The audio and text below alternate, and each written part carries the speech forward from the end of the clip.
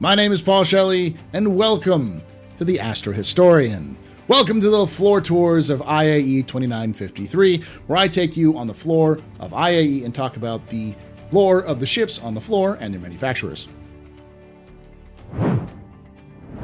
Welcome, everybody. Welcome, one and all. We're going to be doing this today for the day 2. I know day 2 was actually yesterday, but we're going to be about a day behind because of other obligations that I had for previous days. So today is going to be Aegis, tomorrow's going to be Crusader, and so on and so forth. But we'll be doing it every day for this week, and of course, saved as VODs after the fact. So welcome. Hopefully you're all doing okay. I'm in front of a bunch of folks. I'm also on my Discord, so the Astropub Discord, where I'm on a stage where I'm broadcasting to people who maybe even not be able to be here, plus a bunch of people in-game who are following me right now, and I'll be broadcasting in-game to help other people as well to hear them. Welcome, everybody. Weird, it seems my early message didn't get through. Did you say something? I didn't see it, so...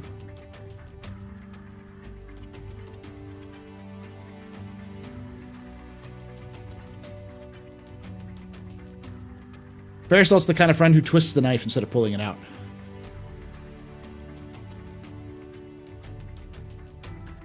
Maybe I said poop. That might be it. I didn't catch it, so.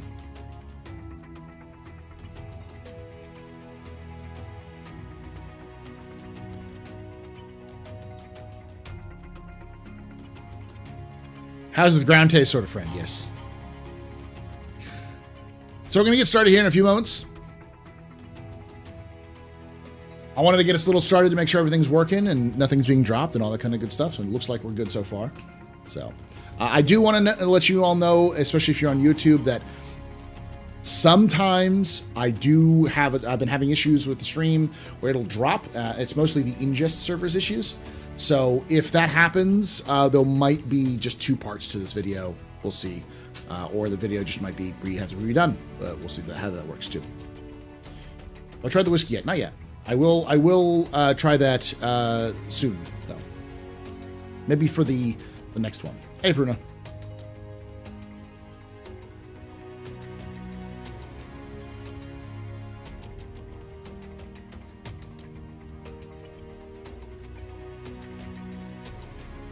All right.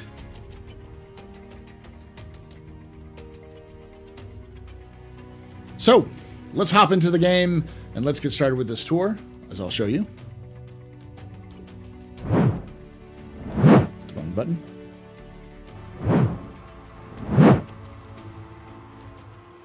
You can see before me, all these folks are in-game. They are here to do the tour with me. Some of the people just stacked up because they're like, hey, what's going on here? Other people are just joining in. So... this is the tour. Gotta check one more thing before we get started.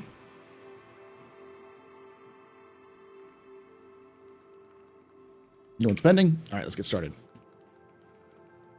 All right, let's get started with the floor tour of IAE 2953 for Aegis Dynamics. And as always, let's get started with the Aegis Dynamics history of Aegis Dynamics itself, which is pretty old. Aegis is one of the older manufacturers in the verse that's still active today.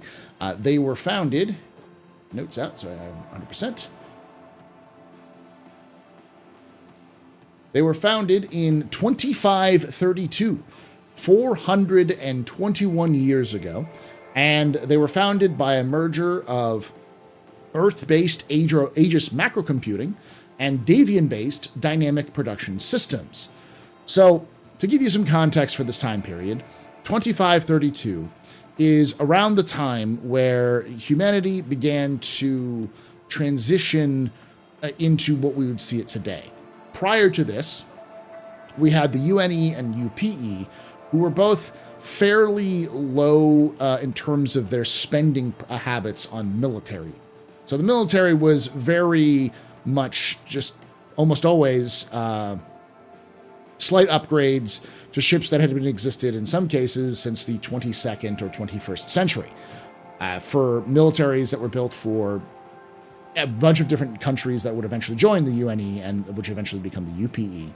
Most of the military was reliant on things like local militia to keep the peace. But with the first contact with the Banu and eventually the first contact with the Xi'an, it became very clear that the humanity needed a active and functional military to help it survive in the verse. So humanity began to build up new weapon systems and new ships. This included things like the Perseus, which we'll talk about on RSI Day. But there was just not a lot of companies that were dedicated to building military craft. So Aegis was founded explicitly to make military craft for the military, for the Navy. So it came in right at the very beginning, right before the First Tevarin War. And it helped build a lot of ships for the First Tevarin War and after the First Tevarin War. And what they did explicitly, which no other manufacturer seems to have done, is their method for developing ships stemmed from both looking at the requirements that the government asked them to do, and then talking with professionals who currently used the types of ships that they were building to replace. So, for instance, when the first ship they made, which was the Retaliator bomber, was produced, they talked to bomber pilots of other ships to ask what they wanted in a bomber pilot, a bomber, and they incorporated all of that feedback into their designs. Same thing had to do with the Gladius and the Nautilus and so on and so forth. That's just generally how they develop ships. They interview experts, the people who will actually be using their ships, to get their opinions on what they need. They were very successful during the First Tevarin War and became the favorite of one Ivar Mezer, who ended up being the hero of the First Tevarin War. Ivar Mezer helped promote the Retaliator bomber and, of course, Aegis as a military production as he became the head of the military after the First Tevarin War. And that relationship grew over time as Ivar Mezer's descendants would constantly go back to Aegis to help. The thing about the Mezers to understand for people who are kind of newer to the universe, or then if you've not new to the universe, you probably know, oh no, I know where this is going. The Mezers are not exactly, hello sir, can you back up a little bit? Can you back up, thank you. Is that the Mezers were specifically very tyrannical. They like to shut down multiple, any sort of discontent towards them. They use the fear of the Xi'an as a means to keep themselves in power, and did not take discontent. Anyone who complained or actively protested against the Mezers often found themselves just disappearing for the rest, just completely disappeared. Their family just no idea where they went. Or were all of sorts of heinous crimes brought up against them with sudden evidence that portrayed them as these horrible people.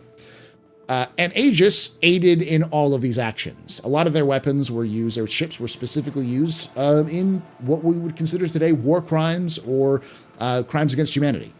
To attack innocent civilian outposts, which may have had, which reported to have rebels nearby, and so on and so forth. So when the Mezers came to an end in 2792, a lot of companies connected to the Mezers also collapsed because they were headed by Mezer loyalists who were implicated in war crimes. Aegis was almost destroyed as well. The main saving grace for Aegis was that Aegis was the only manufacturer of, in many cases, of the parts, but also of most of the ships that made up the UEE Navy. So while the Aegis would no longer get new contracts from the Navy, they still were needed by the Navy for replacement parts and so on and so forth. So Aegis was given a slow death. It was given a bill of slow death, where they said, we're not going to give you any new ships, but we're going to ask you to make new parts, which means that the company would slowly but surely become irrelevant as companies like RSI, Anvil, and Crusader would take over a lot of the roles. Thank you, sir. Can you step back, please? He's trying to give me the beer. Oh, thank you. Okay, right. Here we go. Live game. So after this has happened, in what was it? In 2792, Aegis turned to an odd collaboration. One version of the Retaliator bomber was very popular amongst ship customizers, and this process of customizing ships would become a huge sort of market for Aegis's old ships. So they began to pivot away from military ships towards civilian ships. And as a result, the civilian market saved Aegis. The same people who were killing civilians en masse for the measures became very popular with the Aegis themselves, or with the civilians themselves. So, with that, let's take a look at all of these various different ships from Aegis Dynamics that are on the floor here at IAE. Come on, let's go. Start over here with the Saber, not the Saber Comet. We'll talk about the Saber Comet a little bit, but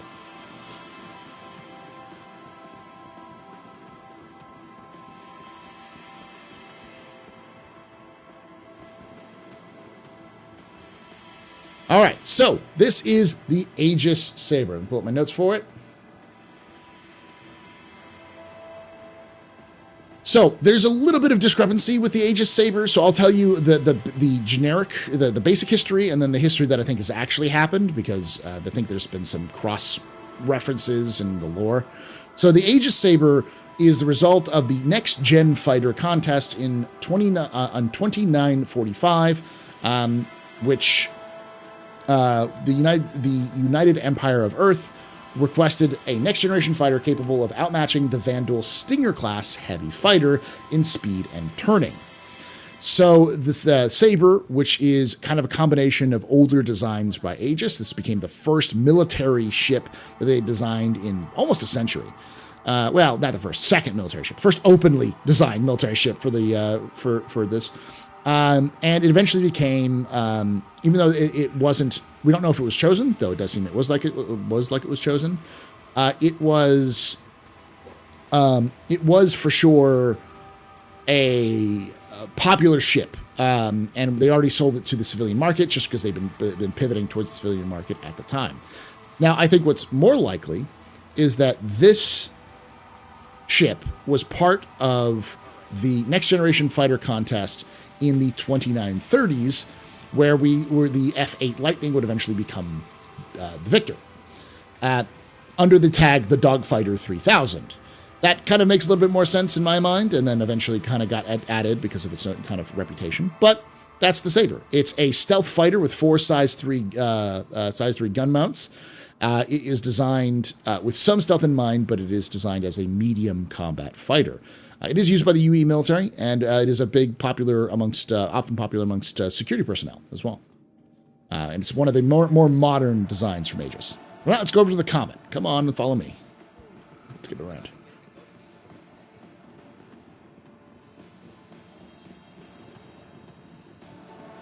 All right, here we go. Saber Comet. So the Saber Comet is part of a specific series of ships, which was created in collaboration between the video game Arena Commander, because Arena Commander is a video game in the verse, and Aegis Dynamics. Basically, they made a bunch of skins for the game, and they decided to sell those same ships with those same loadouts and skins in real life. And the Comet is specifically a custom livery which pays homage to Kamor Dalyon, who was one of the early Aegis test pilots during the Meser era, and really popularized a lot of the kind of standards that test pilots would use for most fighter ships going forward, what the different metrics would be. So this is a kind of an homage to him, because this was his kind of livery that he would use on a ship called the Comet, which was an early test version of many Aegis ships, including things like the Gladius and eventually the Saber. It's kind of like the prototype, the ancestor to all these different ships. And this was the loadout that he would use, generally speaking, on that design. With that, let's move on over to the backside. Is there anything in the back? There's not. All right, let's talk about the claw over here, the Reclaimer, and we'll move on from there. So unfortunately, the Reclaimer, we don't have any information about the Reclaimer. Though we do know it was likely made sometime before the 30th century, because the first time, the earliest references to the Reclaimer is in the 2930s, when a crew of a Reclaimer found a ancient generational ship, which had been lost, thought to have been lost. They had found it, and they had been made millionaires overnight. This ship kind of sparked a new renaissance of salvage in the verse, and is the direct direct reason why we have the Drake Vulture. It is a large salvage vessel. It is designed for multiple crews. It has its own processing plant, and this giant claw here is used to grab large torsos or large fuselages of ships and churn it up in there. But it is a very successful ship. It is just not designed to handle atmosphere.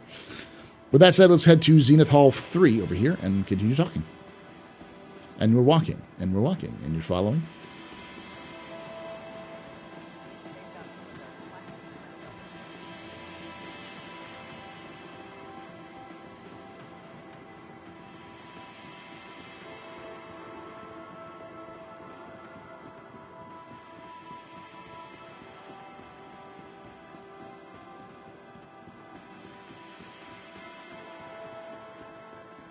All right, let's talk about the Gladius. Before we go, though, let me check which one's which. Oh yeah, we'll make the rounds around it.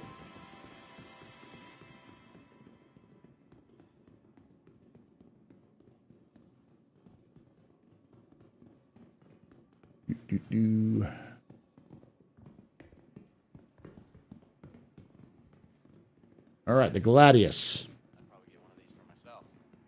Seeing it in person is a lot different than I imagined.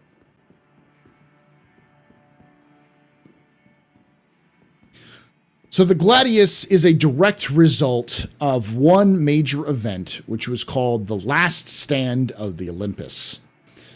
Olympus Cap.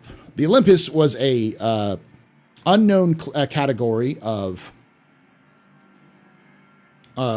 carrier, which was chasing rebels, Tavaran and human rebels against the Mezzers after the First Tavaran War, but before the Second Tavaran War. The admiral aboard the Olympus chased these rebels into an atmosphere of a planet in Null, and got too close to the atmosphere, too close to the gravity, and couldn't pull out. So the actual carrier crashed into the surface. The last surviving ships of that carrier was the combat air patrol of what were known at the time stiletto fighters. Now, best way to describe these fighters were very similar to 20th century and 21st century space capsules, with maybe some wings, probably not much, but mostly designed for zero-G encounters. So they're not very good. They have no shields. They have very light armaments. They were designed as escorts and scout fighters. So with that, the stilettos should have not survived. They should have not won. And they didn't, but they survived to making an impressive kill count as they're trying to ensure that escape pods and shuttles are able to escape the falling ship, the falling Olympus. Unfortunately, all of the members of the Olympus, or of the Olympus Cap, would perish, along with all of the members of the Olympus crew. The Olympus is still there in Null. It has now been turned into a landing zone, a city of outlaws in the Null system. But this, eventually, some outlaws recovered the black box of the Olympus Cap, and then brought it back and sold it back to the UEE, who used this kind of last stand as a propaganda coup, and used it as a way of saying, hey, light fighters are good, we should use this. And Aegis was then tasked to replace the stiletto with a successor. This would be the first fighter using the captured Tavaran shield technology, period. Because up to this point, humans didn't have efficient enough shields to use on anything smaller than a capital ship. So the Gladius was this project. This is called the P5G Gladius, and it was It's not the a revolution. This is a revolution in space frame design. Developed in 2579, it became the standard light fighter and standard fighter for the UEE for hundreds of years. The Gladius was the first ship to shoot down a scythe. It was the mainline fighter in the Second Tavaran War and has seen many, many actions against Tavaran, Vandul, Xian, and human, outlaws over the centuries. It is now a retired ship, but there have been so many versions of this ship that have been produced that they are numerous, and many of them are on the civilian market now. This obviously is slowly being replaced in the UEE, and it's being replaced by the F-8 Lightning. But it's one of the longest serving, one of the oldest space frames that are still around in the verse that's actively sold. All right, with that, let's move over to its variant, the Valiant.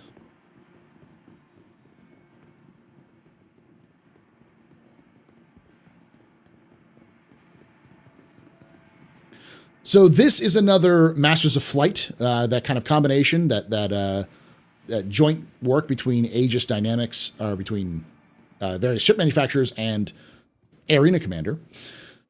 This is the livery of Condi Hillard, who was a security specialist in Orion Defense Protectorate, I believe, or Orion Defense Protect, which was a mercenary company set out of Orion, which was sole job was to kind of form to try to defeat Vandal incursions that were happening. Her ship was a scrapped Gladius. She pulled it out of a salvage yard, fixed it up herself, slapped guns to it, and then used that as a means to get access to join mercenary companies. And in doing so, she became one of the first humans to encounter scythes in combat. She and her flight were coming back from a patrol in the Orion system, heading back to their forward operating base when they encountered a group of scythes which had been approaching their base to attack. The scythes hadn't noticed them, so she pulled in for attack, flew down behind them and squeezed off her rounds, some rounds from her repeaters, and was able to destroy one of the scythes before the other scythes realized what was going on and bugged out, making Condi Hillard the first human to ever score an air-to-air kill against the Vandul. In honor of her achievement, they put her livery and her loadout for her Gladius as its own kind of standalone ship. So that's what this is here. Now let's look at the Project Monitor. This is actually a very, very important ship in the lore and the history of the UEE because this ship was was partially designed by the founder of Anvil Aerospace himself, J. Harris Arnold. He was involved in Project Monitor as his first major effort in space design and would eventually lead him to start his own company, which would lead to all of the designs of Aegis, or of Anvil. Now, Project Monitor. Pull my notes for it.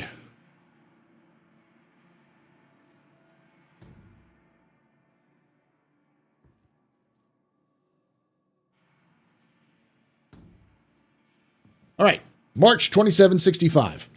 High Command wanted a proposal seeking a anti-fighter platform that could serve as a key element of a standards fleet screen and a cost-effective patrol ship. It was very expensive to send Idrises out on patrol, and so they needed something that could both reflect the growing need to defeat Vandul attacks, which were mostly fighter-based, while also doubling as a patrol boat, so they could also use with anti-fighter screens, because again, that's typically what they would experience. So Project Monitor was introduced. It was designed to replace the aging Gwen class. The Gwen class was a converted ship, a civilian hauler, which was turned into a fleet screen. But it wasn't incredibly effective at its job. Thus, Monitor was built specifically for that, which eventually became the Aegis Hammerhead. There are many different flights that were built, but because this was built so late in the rise of the Mezzers, only Generation 1, the first flight, was able to really make it before the fall of the Mezzers. And because of the, let's just say, distrust of Aegis and the Mezzers, we have the Flight 2s and 3s and 4s and 5s all kind of had a difficult road for the UEE to accept it. It seems like the UEE did accept the kind of upgrades to these, but I'm unsure if they purchased new ones or just simply updated the older designs to newer designs. But this is a anti-fighter picket ship. It's designed to shoot down torpedoes and fighters with its, let me see how many turrets. It's 4, 5, 6, I think 7 turrets possibly. Let me look at my notes here exactly for what it is. 6 size 5 turrets, with 4 size 4 guns on each one. It is impressive for what it does, and there are many in cases of the ship doing things it wasn't designed to do, including take on larger capital ships as a group. And winning, though, with the great cost of the hammerheads. But these are much cheaper to build than, say, the Idris. They're much more modern, and they tend to survive longer in combat. Several of these have been repurposed for the other versions. There's one version specifically, which was a Flight 2, I believe, that was sold on the civilian market.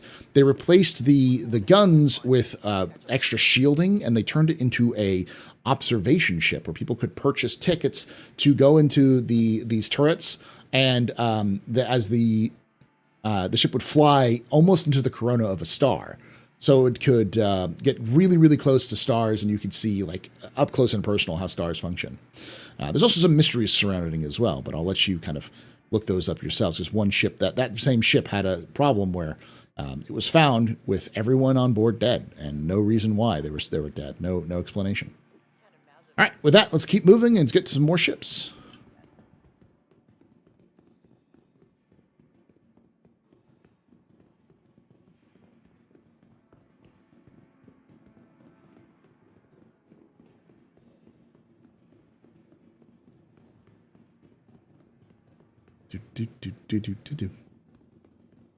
Let's go.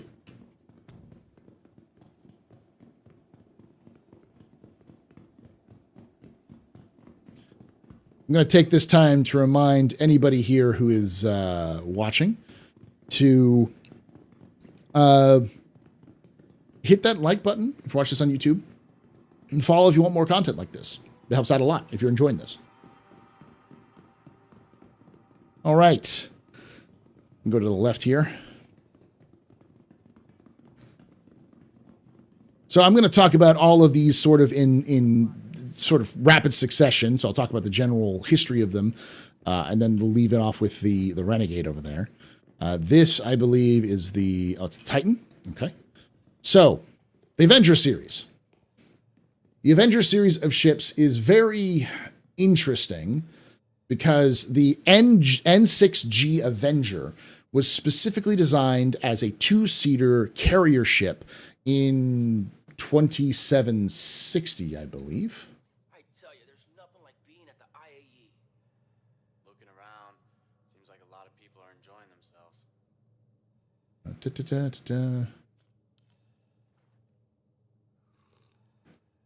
2760, yes.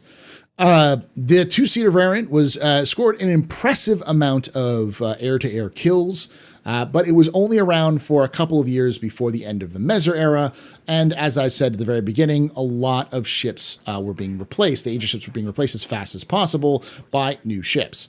So eventually, towards the end of the century, towards the beginning of the 29th century, the F-7A Hornet would replace the Avenger as the standard carrier fighter for the UEE. But the impressive kind of stats, the maneuverability and speed of this ship won it a lot of acclaim with the advocacy, the UEE's police force, federal police force. And so what they asked to happen was to remove the second seat, and in place of that second seat, put a living quarters. And this would extend the range of the Avenger to much longer ranges, allowing for agents, the advocacy agents, to stay out further and longer. And they used the much like oversized cargo bay for its design, for its class, for many different purposes. So they were fitted out in various different formats for these advocacy. And these would eventually be sold to the civilian market for similar reasons, and are very popular with bounty hunters for that reason, for similar reasons as well. The Titan is the stripped-down cargo variant. It has a small cargo bay in the back, but it has all the other amenities that would have with all of the other variants. Over here, I believe, is the Stalker. Yes. So let's go to the back, and I'll show you the difference between the Titan and the Stalker. So if you look back here, you see there are a series of little boxes back here. These are stasis chambers for holding prisoners. They are likely able to be removed, so any individual agent, or in this case, customer, could have as many or as little as they wanted to in there. But if you removed all of those, it would just be like a regular Titan. This allows for agents to capture a suspect, put them in storage, and continue to patrol and monitor without having to call for a ship to come pick up the prisoners and then bring them to a prison of some kind. This allowed for, again, a lot more flexibility from advocacy agents in the field. And this is why it's very popular with bounty hunters, because they could use this for similar reasons. Let's go over here and talk about the Warlock, and then we'll talk about the Renegade, the most famous Avenger of all time. Yeah, I'm about ready too. Let's go. I wonder how this show is going to compare to the last one I moved to. I love going to shows like this. Such a good chance to see all my favorite vehicles. So this is the Warlock. This is designed specifically to counter problems that the advocacy was facing with large numbers of vessels, or better, more stronger vessels. As outlaws became more and more better equipped, especially at the end of the Mezzer era, with a surplus military being flush everywhere. Remember, Aegis was selling to the civilian market. They needed something to counter these large groups. Enter the Warlock, replacing the cargo bay and the storage with a gigantic EMP generator. I think even today, this is still the largest range EMP generator, with almost a kilometer range when it goes off, compared to most, which I think are about 500 meters. I could be wrong on that fact, and especially if you're watching this on YouTube, after the fact, let me know if I'm wrong about that, because it's something I haven't checked up in a while. But the purpose is basically to work with other agents in tandem. So this would be used to knock out ships, and then the other ships would come in and board them and capture the purpose and put them in their little stasis pods. 750 meters is what chat's saying. So, all right, with that, we're going to talk about the Renegade. Come over here. So this is a Titan, but it's not just any Titan. This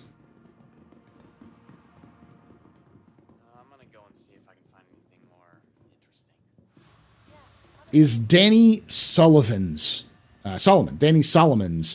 Titan, called the Renegade. Now, Danny Solomon had a reputation as an advocacy agent. He was a shoot first, ask questions later sort of officer, and he was assigned to the Bremen system, a system that was filled with smugglers and other sorts of more, I guess, less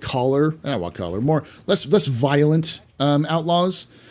And his problems stemmed from speed. The Avenger is a fast ship, but it's not nearly fast enough to catch a lot of these souped-up smuggler craft that he would be facing. So he had the pods in the back of his Stalker removed to turn it into a Titan. And when word got around that the man who was very trigger happy, the agent who was very trigger happy, would often use his guns first to slow down or stop criminals, was removing his stasis pods, everyone thought that meant he was just going to shoot people and kill them rather than bring them in, which scared the hell out of most outlaws in Bremen, which earned him the nickname the Renegade, and that's what he called his ship in response to that belief. So that name had stuck. So this is the livery of Danny Solomon's Avenger, his Titan, Avenger Titan. The reason why he actually had him removed other than speed was because he also had the legendary Bremen Defense Force to help him out. So he knew that once he caught his suspects, he could call in anywhere at any time the BDF to come in and get his perps and bring them in without having to worry about anything. He could work solo because he was working with great partnership with the Bremen Defense Force. And that's the story behind this ship. He's one of my favorite characters in all of the verse because of, this is like kind of a tangible aspect of his existence. All right, with that, let's move over from some of the more better ships in the verse to a giant trash can. So I'm not going to say much about the Redeemer. For those of you who don't know, I hate the ship, irrationally hate the ship. But the problem with the Redeemer is that it just doesn't have any lore. We do know that it's likely built more recently, but the problem is that the Javelin specifically, which was built in 2690, was said to have been built for to be able to handle a Redeemer to land on its pad, which implies that the Redeemer is actually older than that. So there's not a lot of lore for this ship as a whole, but it is a gunship. It's designed to support ground troops and also to support things like, say, Valkyries and other kind of Vanguard hoplites to help do the kind of removal, like kind of the troops landing at locations and such. It has massive size 5 guns and these kind of weird little engines here, which kind of people call them the hair curlers or the nutcrackers. They kind of open up when they go around. It is also modular. It's designed to be able to take various different modules to change its role from pure gunship to gunship dropship to long range bounty hunting ship and so on and so forth. So with that, let's move on to the other ships in the hall. Let's go. Aegis has got a lot of ships. A long history, a lot of ships.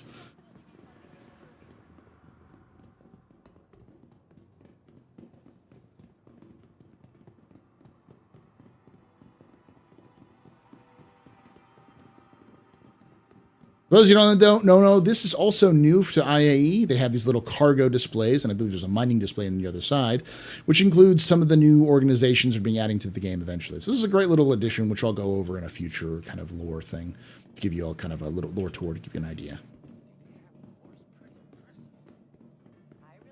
This is the component showcase. Again, these kind of are shown off to the various components which are used in the verse. Some of these are pretty rare. I think these are the FR series, right? It's the Umbra. These are the Ascension Astro.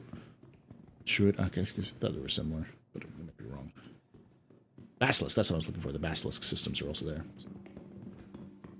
All right, let's keep moving over to, I believe, like this is the whole, like the sea, I think, or like the area.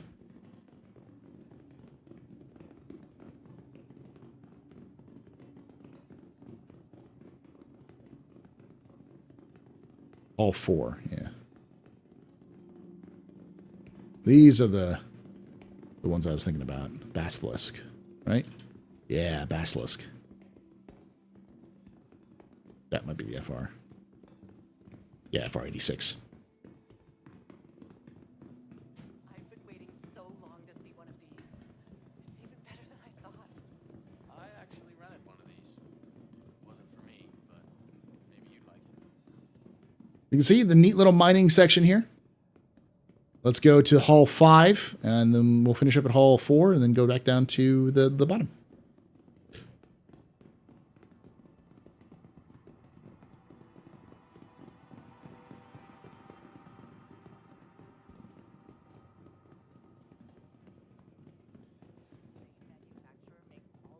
All right, so here we have the Vanguard, the favorite ship of the UEE Marines.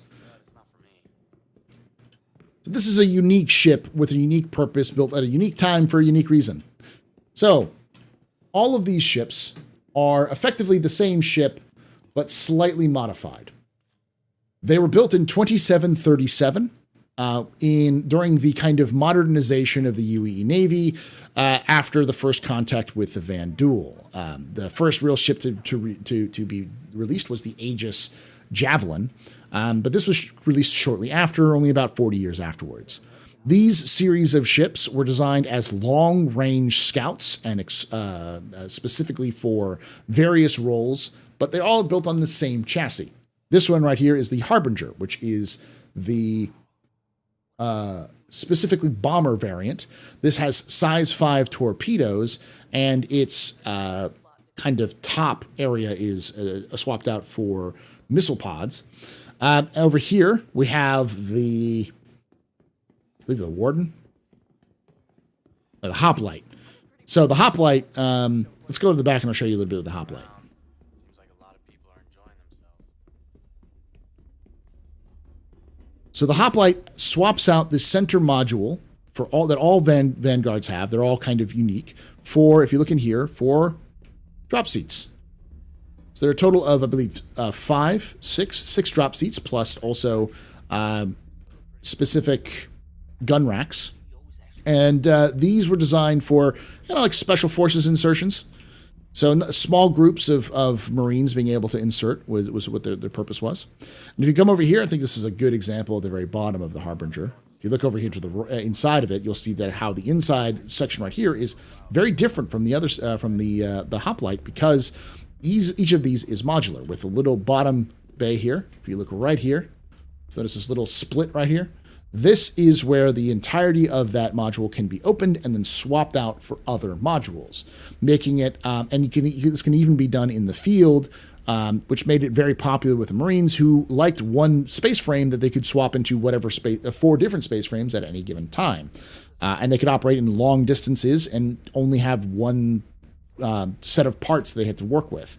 So, let's move over to here to the middle. I believe this is the Harbinger variant, or not the Harbinger, the Warden, the main variant. This is the first one that was built. It's a long-range heavy fighter with its central part mostly being a living quarters, but also an escape pod. So if you're kind of getting into trouble.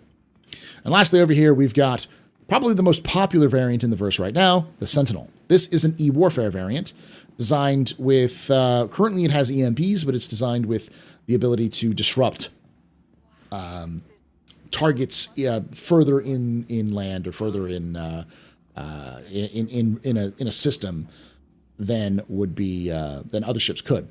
Generally speaking, how these ships would work is they'd all work together, with the Sentinel going out in front of any kind of operation, disabling any anti-air or anti-space kind of systems in place, followed by the Harbinger, which would then take out any kind of hardened targets, followed by the Wardens escorting the Hoplites to take out any fighter contacts, and of course, the Hoplites would land and drop off troops and then sit there and maintain, because it's still a fighter. It can also offer some ground support, but also do some air combat as well. Once everything was done, they could get back up on the Hoplites, and then the whole squad could leave, the whole group could leave, and return back to their base. And all of those with the same parts for a nice and easy logistics chain. These became very popular for the Marines, but because of these bespoke nose guns, which they all have, they are a pain in the ass to try to actually use in game. They're very difficult and fiddly to work with, and they limit the actual range and the abilities of the ship pretty significantly, though it is got an impressive range for the type of fighter it is. So, all right, with that, let's move on to the next set.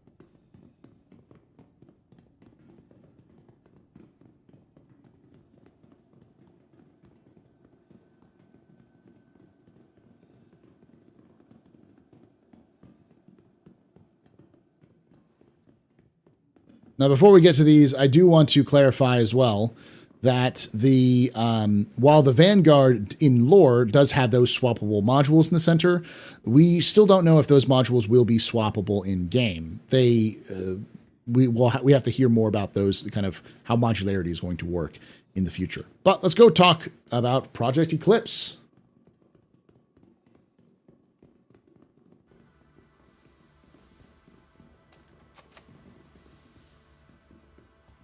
All right.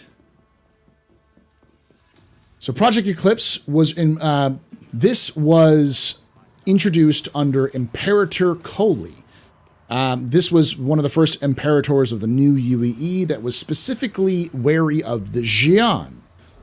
This is long since the end of the Xi'an Cold War, but they believed that, and especially those people who were in charge of advising the Imperator, believed that this ship, or that the Xi'an were planning to do some more, kind of reintroduce the Cold War, to get back into the Cold War. So he reached out covertly to Aegis to help him design a first strike option against the Xi'an if need be. This was to be a small stealth fighter, stealth bomber that was able to carry size 9 torpedoes. And in 2930, it became Project Eclipse. However, as the fear of Xi'an kind of starting up a new Cold War faded, this was eventually kind of adapted to first strike options against the Vanduul in Vanduul territory. And it was declassified in 2947 under the Historical Truth Act and the Militia Mobilization Initiative, which allowed it to be sold to civilians, thus making this ship, a lot of the information about where the Eclipse has operated in and what operations it has is still classified, but this vehicle is now available to the average public through the Militia Mobilization Initiative. So this is probably the first true new Aegis design post-Mezer, but it was a secret, top secret project. So from one bomber to another, let's talk about the oldest bomber, one of the oldest ships still in service in the verse, the Retaliator.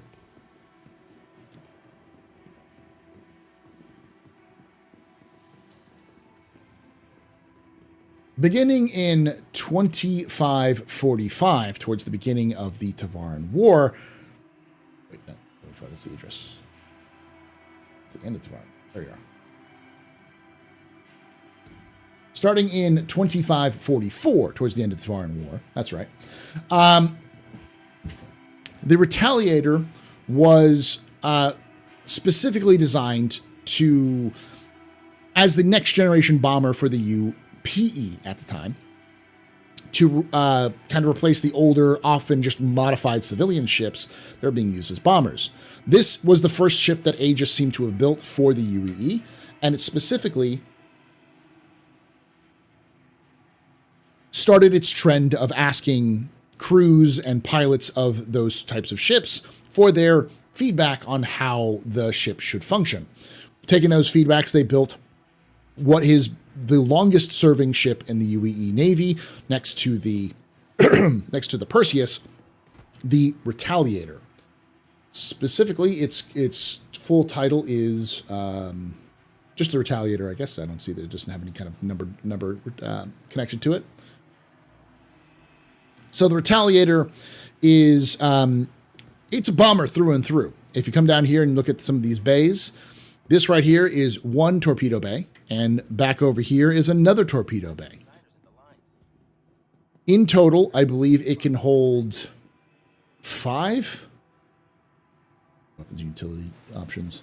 I think 6. Six torpedoes, size 9 torpedoes, capital class killer torpedoes, with a bristling amount of firepower in terms of turrets. It has 5 size 4 turrets to defend itself, and a habitation deck to keep for long-range actions. It has incredible long range for its size, and it has been the backbone of the bomber fleet of the UEE since the First Tavaran War. Now, these also have garnered a lot of controversies, because the main desire, see right here, this is the kind of torpedoes. The main ship that was used often by the Mezers in terror attacks, often against civilians, was this ship. This ship is soaked in as much alien and outlaw blood as it is civilian blood, and has made it kind of a controversial ship to keep around. But again, there really isn't another ship that is as good as the Retaliator is at its intended purpose. It's just a very good small frame that doesn't require a lot of time. It has a ton of parts because it's been around for almost 500 years, and it's been updated year after year. I like to compare this to the B-52. This is similar to the B-52 in real life, which has been around for a very long time and is likely still going to be going around for a lot longer. It does have some slight stealth capabilities, but it's not a stealth bomber. It's mostly designed with some aerodynamic abilities. But with that, let's move on to the ships that might be coming out soon down below. It's also important to note that ship is the thing that saved Aegis as well, because it was a version of the Retaliators being so able to be modified and changed that led to the rebirth of Aegis as a civilian manufacturer. And even today, the Retaliator can be swapped out. Those torpedo bays can be swapped out for a number of different modules which Aegis makes themselves, from things like habitation, cargo, and luxury.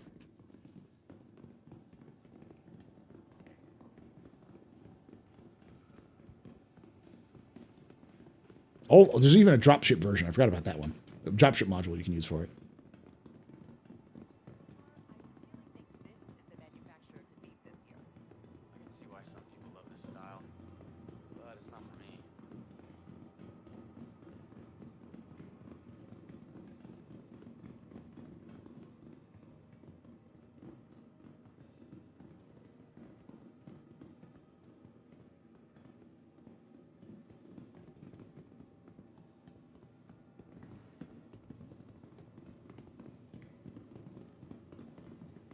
To the left, to the left. Everything you own to the box to the left. Make an old joke. All right.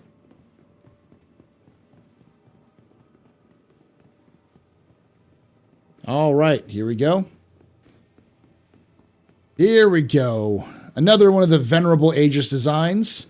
This is the Aegis Idris.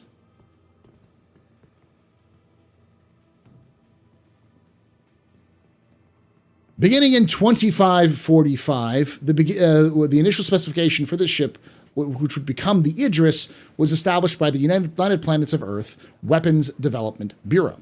Specifically, after the end of the First Tavaran War, the UPE realized they would have a much larger universe that they were going to have to patrol, not only because they would capture Tavaran territory, but they had freed up a lot of locations and established a lot of infrastructure or military bases on planets which may have not had a lot of infrastructure before.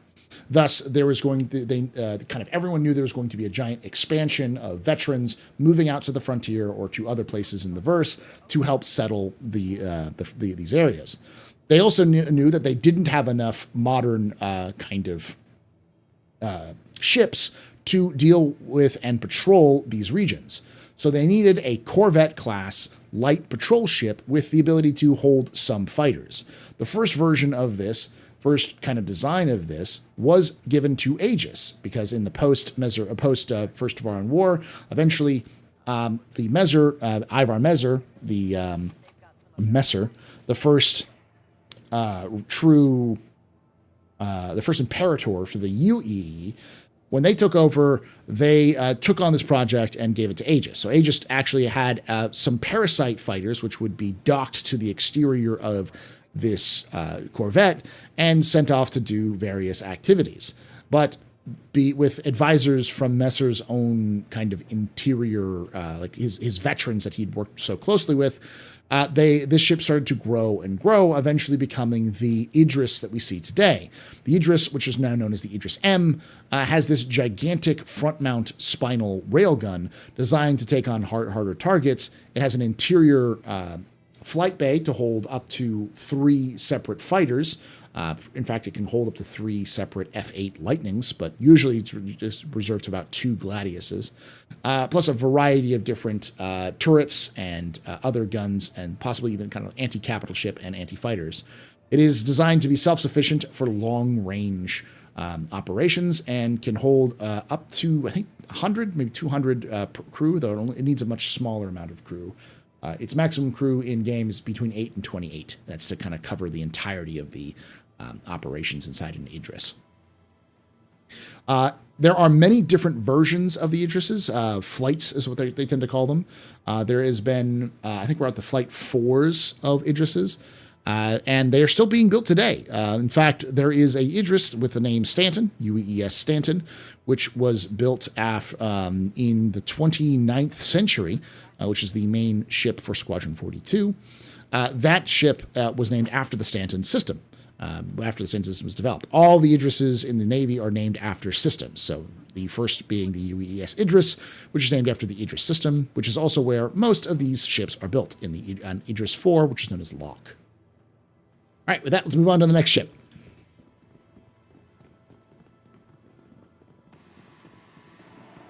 The Nautilus. So, part mine layer, part submarine.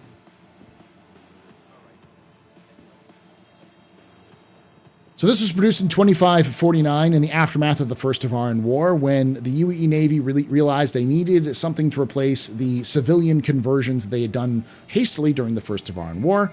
And as always, Aegis talked to mine layers from the First Tavaran War and asked them what they wanted. And the result was the Nautilus. This ship was built in secret, and its first deployment was actually an accident when a listening post, UEE listening post, exploded, and the first patrol along the border of the Xi'an Empire, and the first patrol to reach the location of the exploded listening post, found that the Xi'an were actively scanning the area. And this almost led to open hostilities between both of the species, because the Xi'an refused to leave until the UEE fired shots, warning shots across their bows to get them to back off from their technology. This would escalate to the point where the admiral at the time used the very brand new and very top secret Nautilus, which hadn't been tested yet or approved for operations, to mine the entrance to the system to prevent the Xi'an from, or slow the Xi'an down from entering the area while they were conducting investigations of the area. That would eventually lead to both sides would kind of calm down over time, and it found out that the listening post exploded because of bad design, not because of any kind of tampering by the Xi'an, calming the relations between the UEE and the Xi'an Empire. But since then, it's been used in the Second Tavaran War, during the Battle of Centauri. It played a pivotal role to the defeat of the Tavaran during the Second Tavaran War. It's been used in Operation in the Battle of Oberon, where it did a Hellkite run, where it mined the retreat paths of the Vanduul, who attacked the system in 2946, which led to almost 100%, I think actually led to 100% casualties from any of the retreating Vanduul forces. So it has a long storied history, and it is still used today and was declassified and allowed to be sold to the public very recently. It's almost 400-year history. It's a corvette class. It has a crew of 4 to 8. And has several different mines which it can deploy. Its main one is the Firestorm Kinetics Tarifa homing mine, which will stick in an area, and then when it locates something close enough to it within its range, it will move towards that target, and has the destructive capacity of a size 5 torpedo. There's the Nemo drone, which is designed specifically to disarm mines and other ordnances. And then there's the Sentry mine, which is used as, it has 2 size 2 guns deployed on it. It's kind of like a sentry mine that would attack anything that gets too close to it. But yeah, it's still available and is currently under development for release in the future.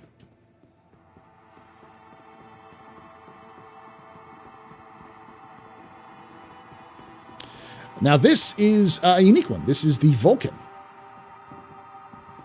So the Vulcan was launched in 2594, commissioned by the UEE Navy after request proposals for a medium support spacecraft. And the ship was promoted to active service during the Second Tavaran War and the Siege of Tiber, where it saved many civilian and military lives by reinforcing a lot of its forces. It looks a little different than I remember, but Yeah, it does look a little different. I don't remember the front. Oh, the front's over here. That's why. The other thing that's notable about this ship is that it's the first that we know of non-combat ship produced by Aegis for the military. And shortly after its release in the late 26th century, one group decided that they wanted to buy these. This was the United Wayfarers Club, which was established in 2473. The United Wayfarers Club was a group dedicated to, is a group, it still exists, dedicated to space travel. And in the 25th and 26th century, logistics and logistic support for ships was very poor. Not a lot of locations had space stations which were capable of refueling or repairing vehicles. So the United Wayfarers Club went about itself converting ships into tugboats or to repair ships so that could then go out and do in-field repairs for members of its club who, in order to kind of promote more space travel. So while they were working with the UEE to try to build more service stations to encourage more space flight travel and space ownership, they realized they needed some actual designed ship to work as a maintenance, repair, and refuel kind of option. And when they found out about the Vulcan being developed, they approached Aegis and asked if they could purchase them for their fleet. Aegis had no idea what to do with this, so they took it to the Mezzers, who agreed. And so it became the first Aegis ship purchasable by a civilian organization, and the United Wayfarers Club still owns many of these vehicles today and still uses them to great effect to maintain and supply civilian vehicles and in distress all over the Empire and beyond. With that, let's head out to the main floors. That's the end of the tour, and I'll take any questions you have about Aegis.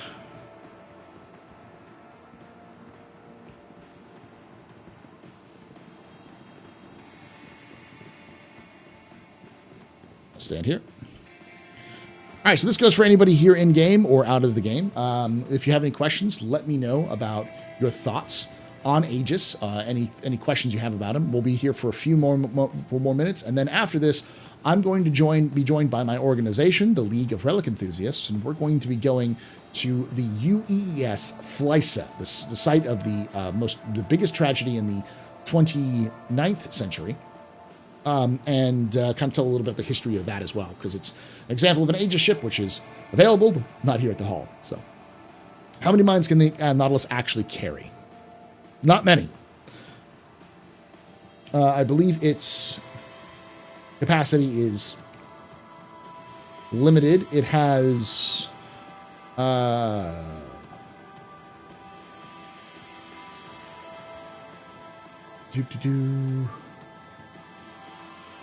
I think it doesn't say on my notes exactly how many. And the weapons doesn't say anything. It has missile racks. But... avionics and systems.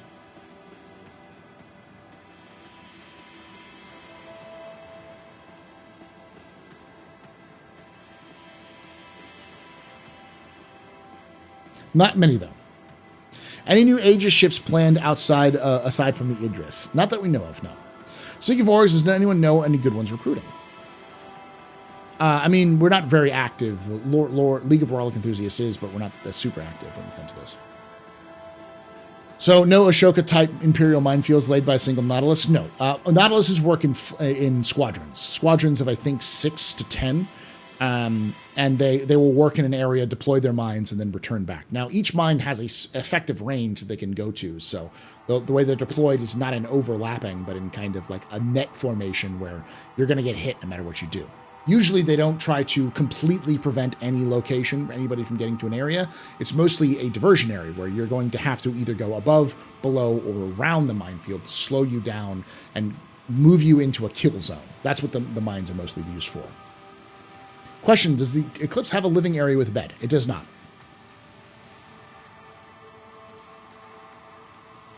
Did any human scouts ever find alien mining operations? Almost certainly, but we don't have any specific information on any of those. How essential do you think will be the Vulcan to a smaller fleet? I think it'll be pretty essential for assistance and like frontline assistance. I don't think it'll be as effective as, say, Crucible, but it should be pretty good for people who want low crew count and with this like kind of minor service and stuff like that. Very logistics. Question, would you like another beer? I'm good, Ghost, thank you. Is the Aegis intended to be capable of repair and refuel and rearm? I believe for smaller vessels, yes. Specifically for fighters. Anything that can land in its cargo bay could probably deal with that. What's the problem with the Vanguard nose guns? They only certain... There's only a handful of bespoke guns that are built for it. I think there is one for each variant, so one type for each variant. So you're looking at only 4 different types of guns, which means that it's not as flexible as other ships, which can replace their gun hardpoints for any guns for a variety of different options. Like, I don't know if there's neutron guns or disruptor guns. I think there's disruptors, laser cannons, and neutrons, maybe it, but there's no repeaters that you can put to the front or anything else like that. Question from General Chat Guy, which modules will the Retaliator supposedly have? We know for sure it has a dropship module, it has a living quarters module, it has a cargo module, and I think that's it for now. They actually sold those modules separately, so. Let me look exactly what they have. Boop, boop, boop, boop.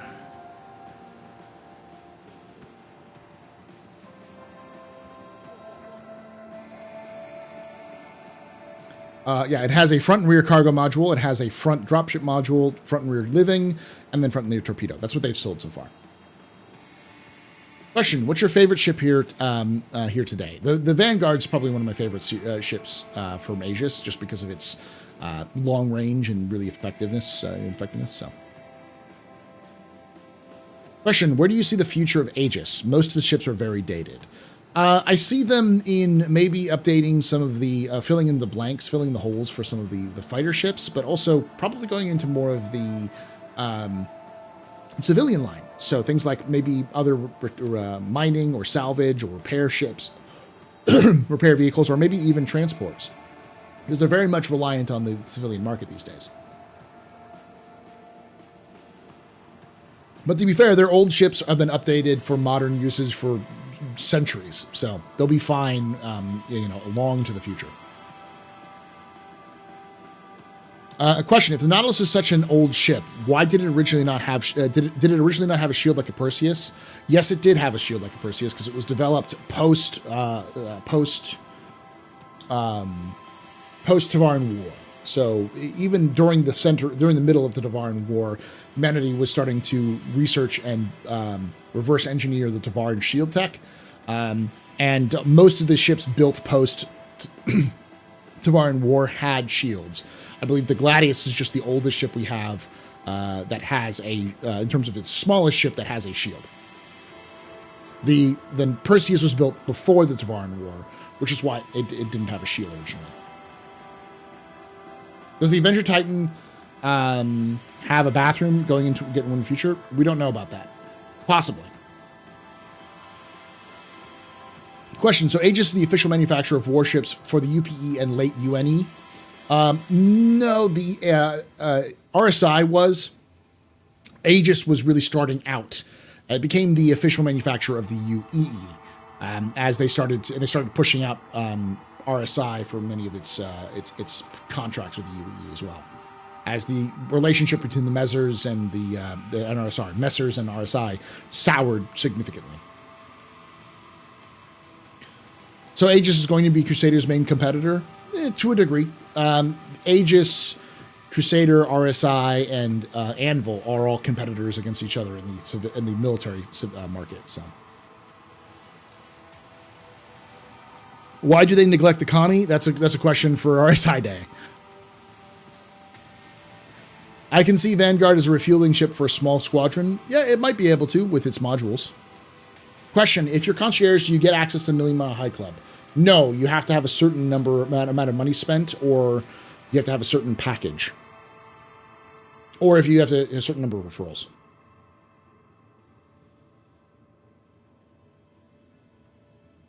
Didn't the bomber get used for firefighting? That would be the Gladiator, yes.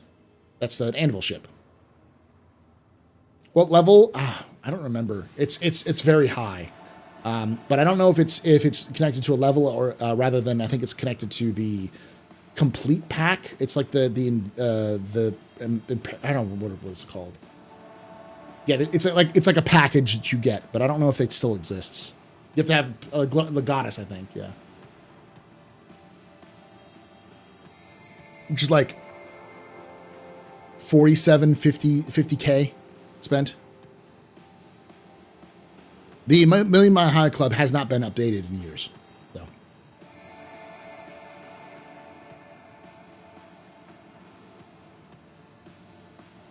Yeah, it's like I'd have to look up what the goddess is, but it's big. It's a lot. No, I think you have to buy specifically that package, FNAD. Not unlock for a certain amount of money. You just have to buy the package.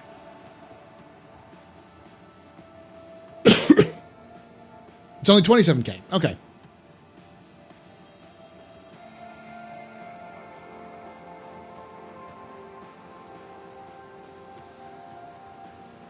Will any starter ever unseat the Titan as the best starter ship? Possibly at some point. Yeah. Only 27K. Compared to my, 42 or 47K, what I was saying? Yeah. The older ones did, yeah. But I believe the Legatus package still does. And I think it's unlimited.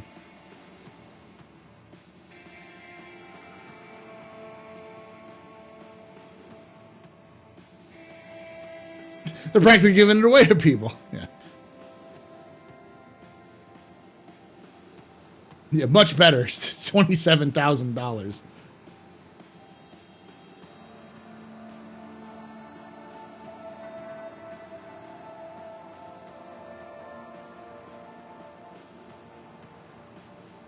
If you look at the Legatus package, it still says it's available, Hook.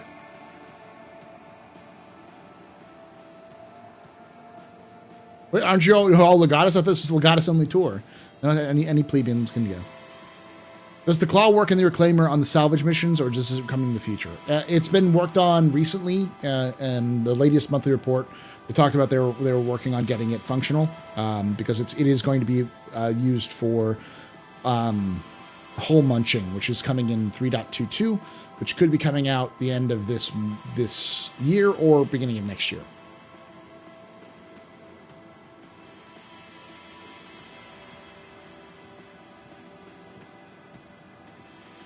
All right, I'm going to hop into the Discord. So this is going to be kind of the end of our Q&A. We're going to be moving on to talking. We're going to be going on to the Flyssa. So I'm going to be moving into the live on Discord, so you can start hearing a little bit more voices. And we're going to start coordinating our work. So. Great job, Paul. Thank you.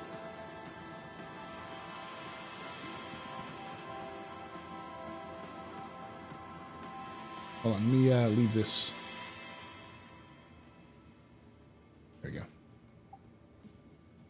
Go into the live. All right. Greetings, all.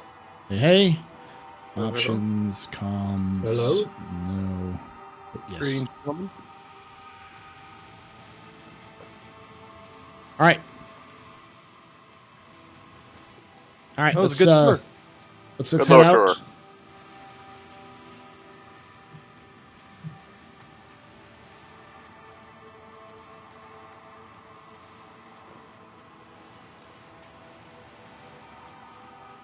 All right. Let's head out to the spaceport. Let's go. Your in-game mic is still on. I know. I'm hitting in game because people may not be in Discord. So I got a Valkyrie and a Connie Phoenix, if we want to get there in a little bit more style. Let's use the Valk. Valk is always good. We Sounds should good. probably need one or two people to help us out with kind of covering stuff like this. Yeah, a couple of additional fighters would be good. That way we can cover more ground. For those of you know, that's kind of the end of the tour, but I do want to kind of still record especially for YouTube. So those of you who haven't been able to see the Flyssa, I'll give you a little bit of an explanation, but it might take us a little while, so keep that in mind. So if you have more questions, feel free to ask them, and I'll do my best to answer them. But I'll also be talking back and forth with a lore crew. This is my group, my lore. These are my organization. It's the League of Relic Enthusiasts. Our main purpose is to go find relics from outposts and collect them. They don't have any value or anything like that. We just like them.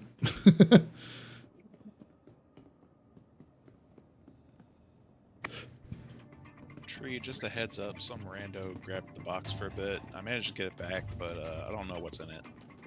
No problem. I've gone What's over in the the old box? hold on.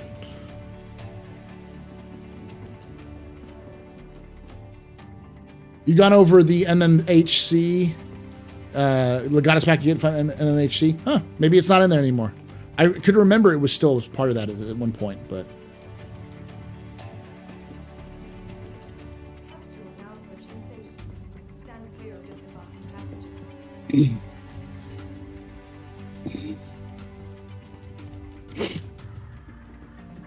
listen, we're not the British Museum. The British Museum took things because they thought other people couldn't take care of it. We're just taking it because we want it.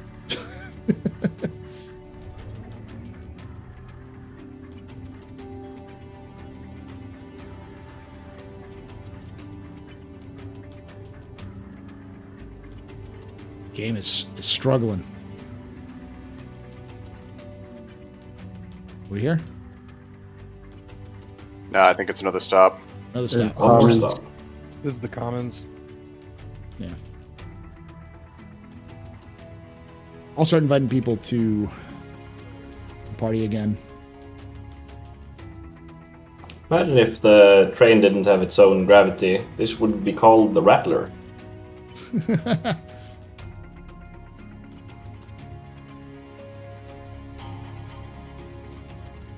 I'll try to do that later because right now I open up the mobiGlass and it's 4 FPS. Oh my god, my frames are just a slideshow there. Oh yeah, I don't resync. even have it, but it's just a I had a picture. resync issue. I haven't had a frame since we left the station. I'm in the please don't crash section. I can't invite anybody if you're not already a friend there, Peruna. You're gonna have to send me a friend request and then I can accept you because you can't invite from in game anymore. You can't add a friend in game anymore. You're gonna want a flight suit. Oh no.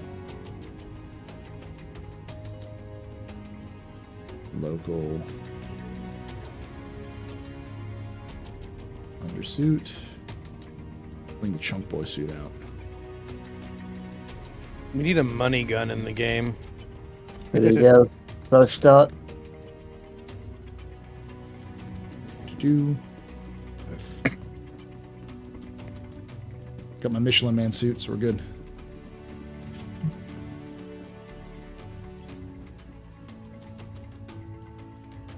We're already friends? Okay.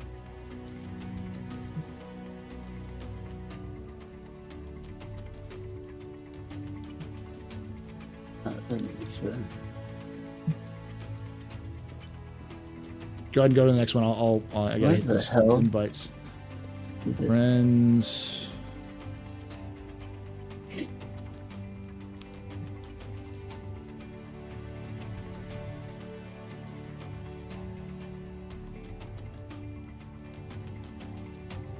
Yeah, I'm getting frame drops like crazy right here, so it's just my mobiGlass that's causing the problems, I think.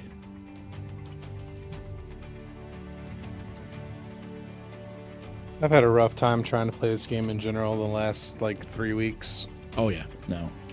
It's like I've heard some people talk about it like it's brilliant. It's like, yeah, it's surprising how well it's handling considering it's IAE, but like the frame drops are fucking nuts. All right, Hangar 14, Valkyrie at Hangar 14. Roger. We're gonna get we might get Trespass because Trespass is in the game now. So before you head into the hangar or head into the ship, go to the hangar and then I'll start inviting everybody in. So Okay, Roger. I'm just grabbing a couple drinks real quick. Yeah, I got to finish grabbing my kid as well. Anybody need me to grab them a drink or food or anything? I've got a party box I'm gonna pull out. Oh, hell yeah. In that case, I'm on my way. What hangar did you say it was? I'm sorry. 14. 14. Thank you, gentlemen.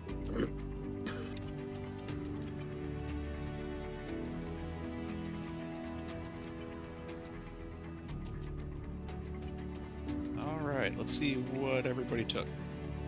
Is it possible for somebody to heal my leg? Somebody ran into me and damaged me. Someone might be able to. Crap. Not in Armistice though. Unfortunately, we have to wait until. Right.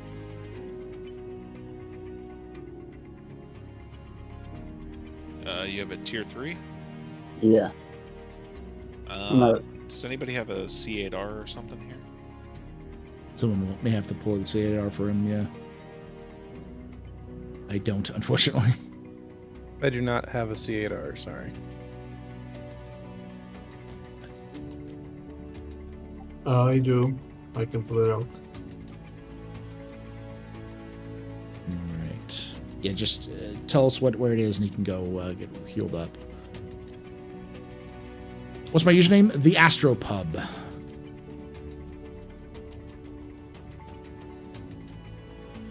I'll wait for an invite before joining the ship. Same. Hangar Yeah. 5 for the C8R.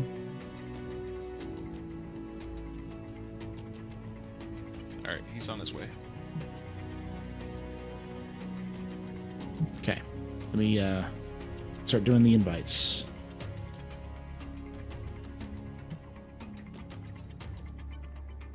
All right. So who am I inviting? I'll take one, please. Vashikri, please. Alexnia, please. Hold on one second. I'm gonna do one at a time. We're gonna go Vash. Don't I have to be in his group to get into this? Yes. So give me a. I'm gonna open it. No. You'll get a. You won't get a crime stat, but you will get. It might be easier if you come to the hangar and just like physically walk up to people, and then we can sort out who's left.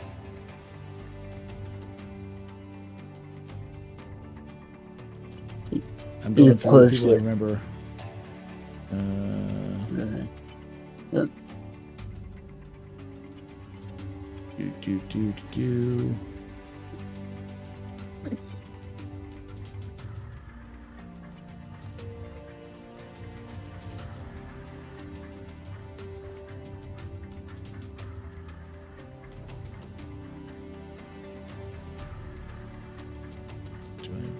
Ghost. Paul, are you still excited about turning a caterpillar into a bar someday? Yeah, at some point, especially with the new systems they've talked about setting up, it makes it a lot easier. Thank you. You're a gentleman and a scholar.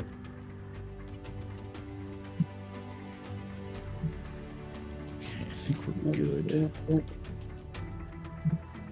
right, party box is down by the ramp. I think I got everyone. I'm gonna get into this ship, and then I will see what we have left. You guys even bring a party box. That's amazing. Oh yeah, we were used to this. Still need an invite for Alexnia. Alexia? Okay, I let me actually get have you a in. backup too. I'm stealing that idea. That's just brilliant. Usually I just carry a bunch of stuff in my backpack, but a party box, it's such a good idea. Fantastic. Go to SMO 18, you can get the 1 SEU or 2 SEUs off the ground. Nobody Mhm. even bothers stopping you. Oh, I'll be damned. Just, gotta avoid everybody else trying to pirate gold. Oh, yeah. Alright, so it's like the Valk is all warmed up and ready to go. Okay, anybody else? Is there anybody else? I you need can an invite? invite. What's the name? Octave. Octavian? Yeah. And are we Alright. going to have any escort ships to assist in the search? If anybody I wants to would fly a stick yeah. Who's this? Who's doing that? And Witcher, still need invite. Who's that? Witcher. Stand Gotcha, by, stand gotcha. by. We got a couple left. Oh, no worries. Just getting everything ready. What is your report of call? We're at we're currently at Microtech, New Babbage, but we're gonna be heading to Daymar. Roger. I'd fly escort for you guys today, but I had to do a fresh install, so my controls are wiped. No problem.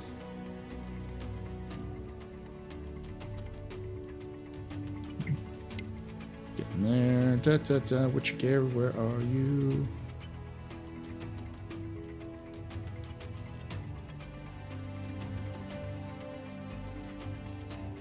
All right, I'm on top turret. Roger. I'm on bottom turret. Inviting you. You're good. Got an invite. Anybody Yeah, I else? have it. Is anyone flying the escort, or should I pick it up? Mark's is doing a first load. I'll join you guys in Once just a you get an moment. invite. I think we'll need the escort. I think I got that Okay. invite. I don't have one listed. Like I'm Who's on this? the left Saul? turret. Asawa. Asawa. Spell it for me. A. ISAWA.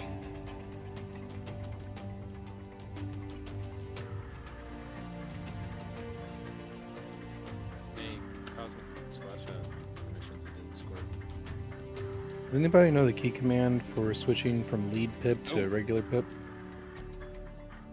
I'm party leader now. 1 second. Oh, I left. Someone invited me to their party. Hold on. Give me a second. I'm getting resync issues. Struggles of being a I'll send you celebrity. another Invite. Well, someone. The problem is that people think that they can invite me to a party and then like it'll get them invited, but instead it's just like it makes me pulls Yeah. me out of the party. Invite sent.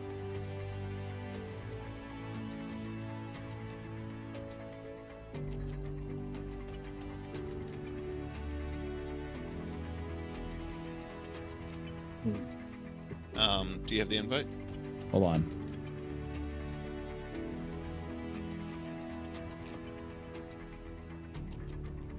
It says that disbanded.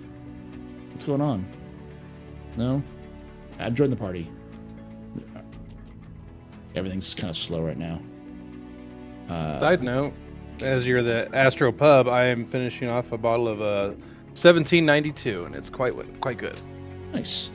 All right. Is there anybody else I need to invite? Okay, you get me the party leader. Mark's could take an invite. Okay. Done. Give me a moment. This is what happens when you try to do these large group organizations chats. So this gives you kind of an insight into how these things work. This is pretty common, actually. This is going I mean, really to be well, fair, they need to actually. fix up their order. True statement. This is going really well. We're all in the same place, and no one's dying. Yeah, this We is had a guy with an injury, but yeah. yeah. And it's IAE. Don't jinx Right? it. All right, I'm gonna sit down. And the ship didn't fall through the floor yet. Anybody else? Yeah. All right, Lord Force 1 departing New Babbage, Hangar 14. Sound off if you're not on board. New cabbage.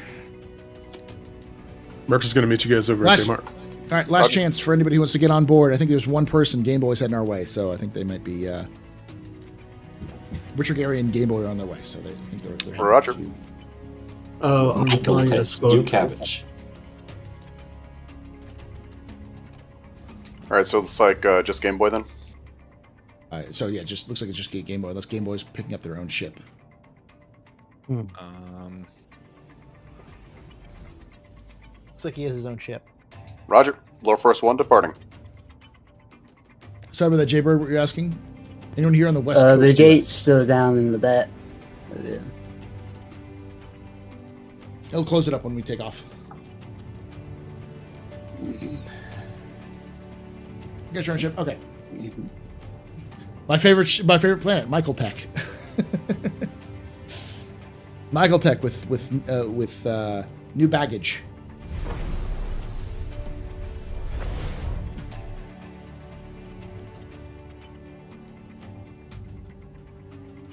Yeah, sure. I'll give you this Discord perms.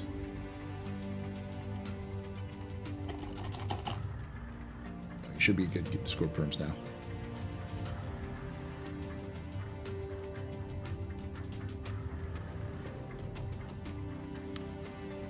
I have something of a lore question about a ship, if that's Sure. okay. Sure. So I understand that the carrier would be the Kraken, but that's not a military carrier. So would it be, fair to refer to the Idris as an actual Navy carrier? It's a frigate.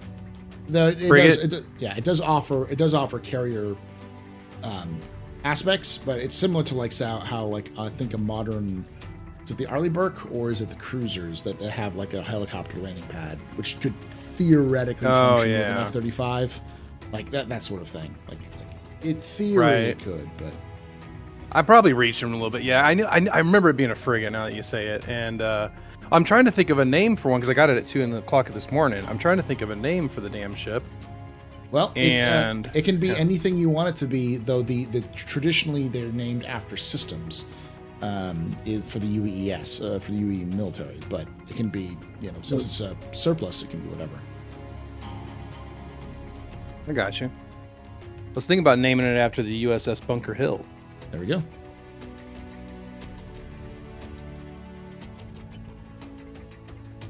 Can y'all hear me all right? Yes, sir. Yes. Roger. This ship should be called the Magic School Bus. Oh yeah. I also just gave the other person who was asking, I think, permissions to speak. So it's another I name, I think. I can't see because of Discord mode, streamer mode, but. Microtech's busy today. Got a reclaimer on top of us. Oh. I'm about to black out. Hello, darkness, my old friend. I got you, Otter. Gosh, I can't wait for the new Mobiglass.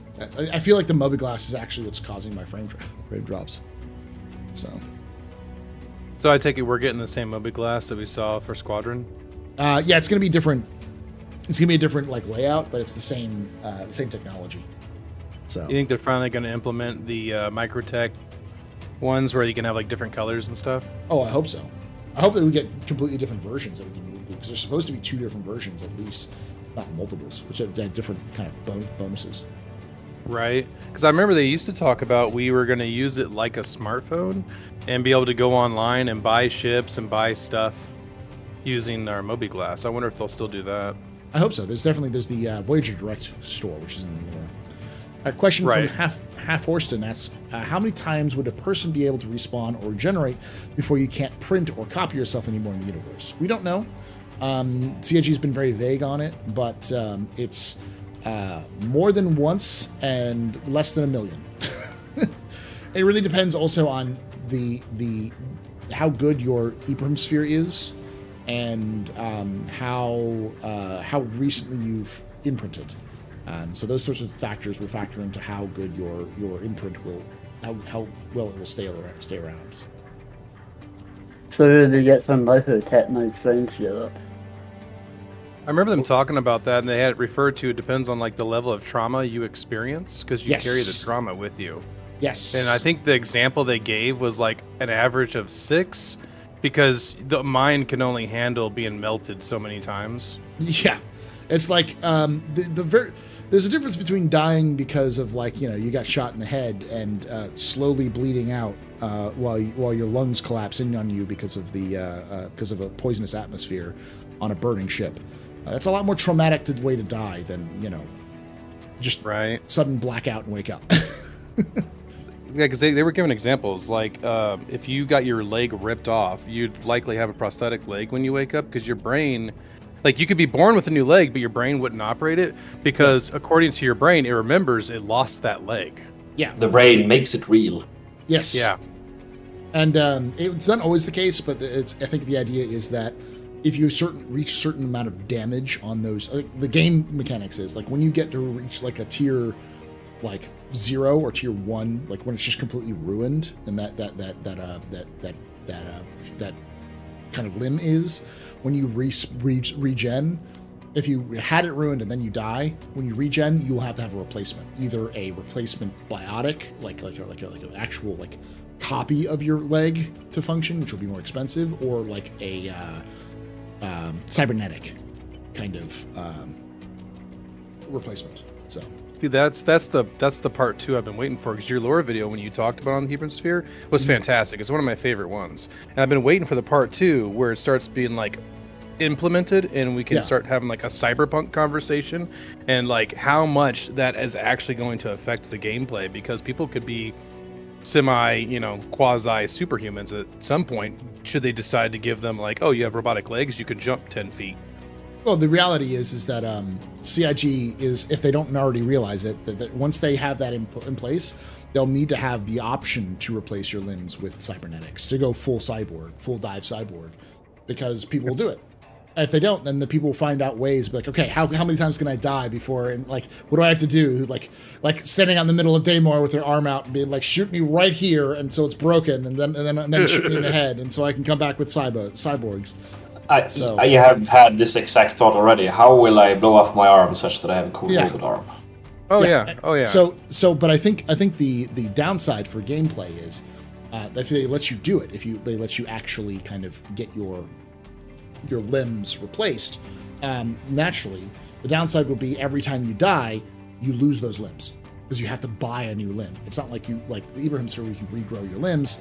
You have to buy brand new cybernetics. So it becomes jokes on you. I have lifetime insurance with my limb. Yeah, well, that's the thing. LTI limbs. That's the thing. It's like it'll force players to a larger what's it called, money sink, but they get better advantages. But they're also more vulnerable to things like EMPs and those sorts of things. So they're probably gonna wrap it all up into one kind of health insurance, I was thinking. Yes, that's the idea. They're going to have the health insurance, but like depending on how many cybernetic limbs you have and all kind of stuff, it's going to increase the cost. So the more you die, the more expensive it will be to regen, to the point where you just kind of restart from scratch, sort of thing.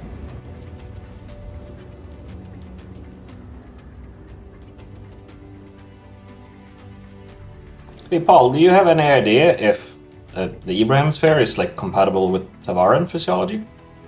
Yes. There was a story called Crossroads where they mentioned there was a Tavaran bounty hunter who was grievously wounded, and another Tavaran who was hunting, who's an outlaw, asks him if he's got an imprint, and the mercenary says yes, and he says, okay, well, I'll see you again, and they shoots him in the head.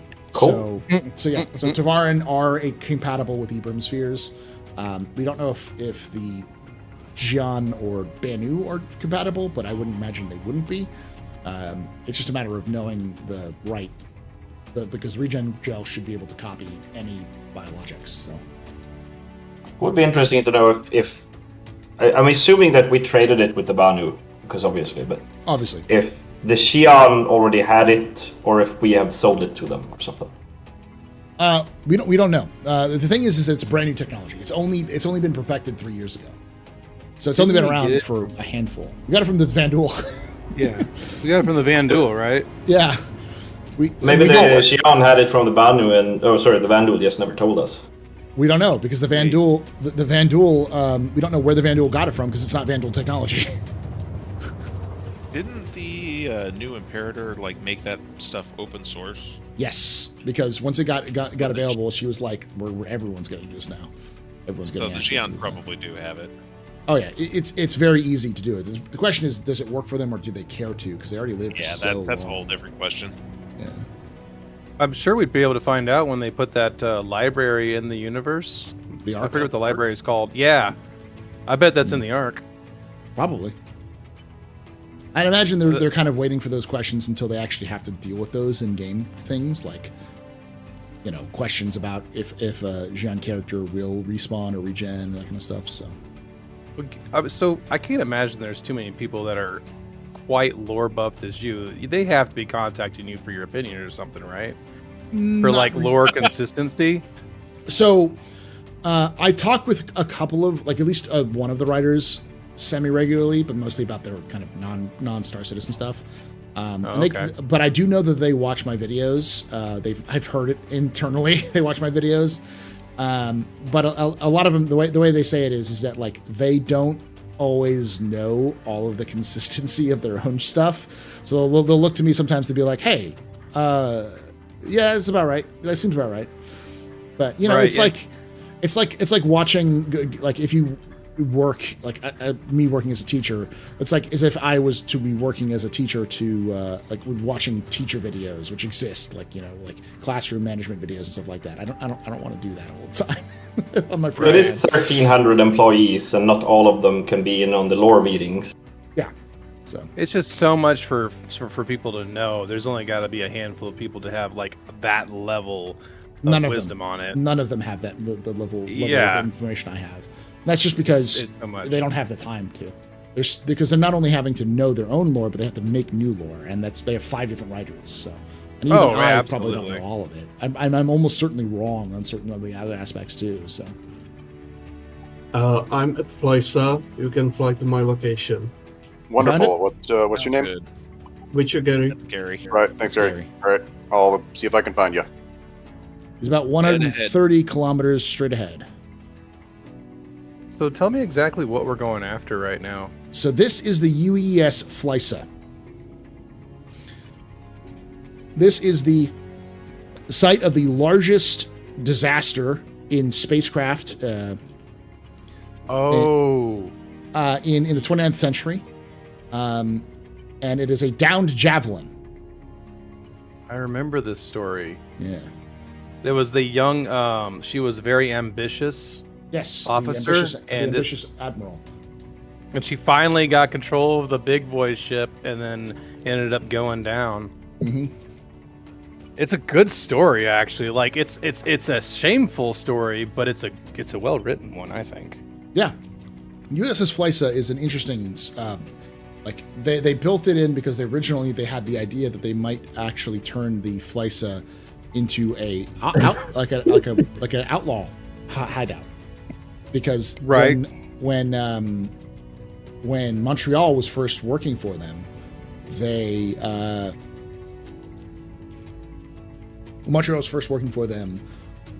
they used that as a test to help for the tools for them to build new outposts. And there was a thought at some point that they might actually turn this into a functioning kind of section. So the lore team came up with a kind of a story for the crashed javelin.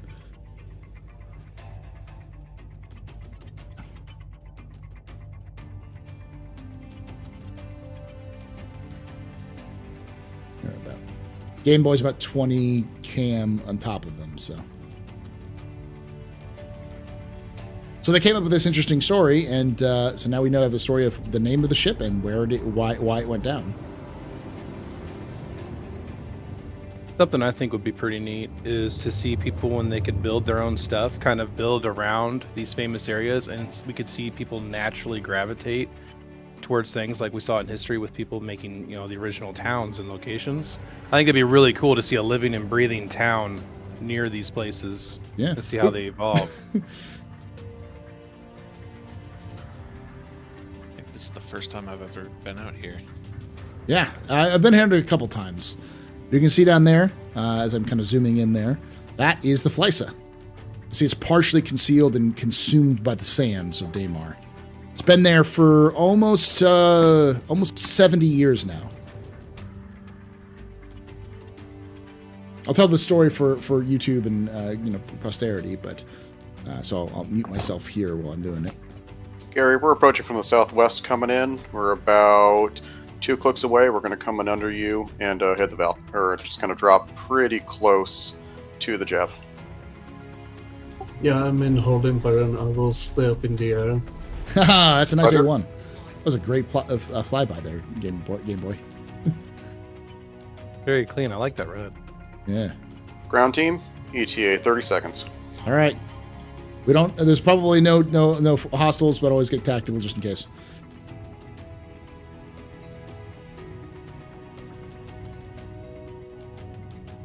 Putting you down in between the bridge and the engine nacelle.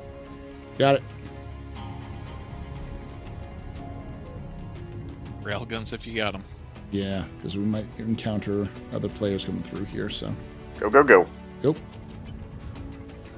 Mercs Cuddy Red on station. Roger.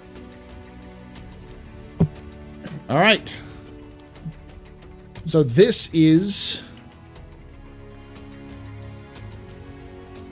The bridge of the Flyssa.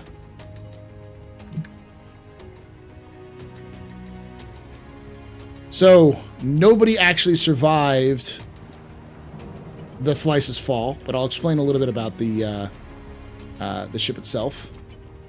So first off, we've talked a little bit about the Javelin was first built in 2690, and this itself is an example of kind of an adaptation and a change to how Aegis was building its ships at the time.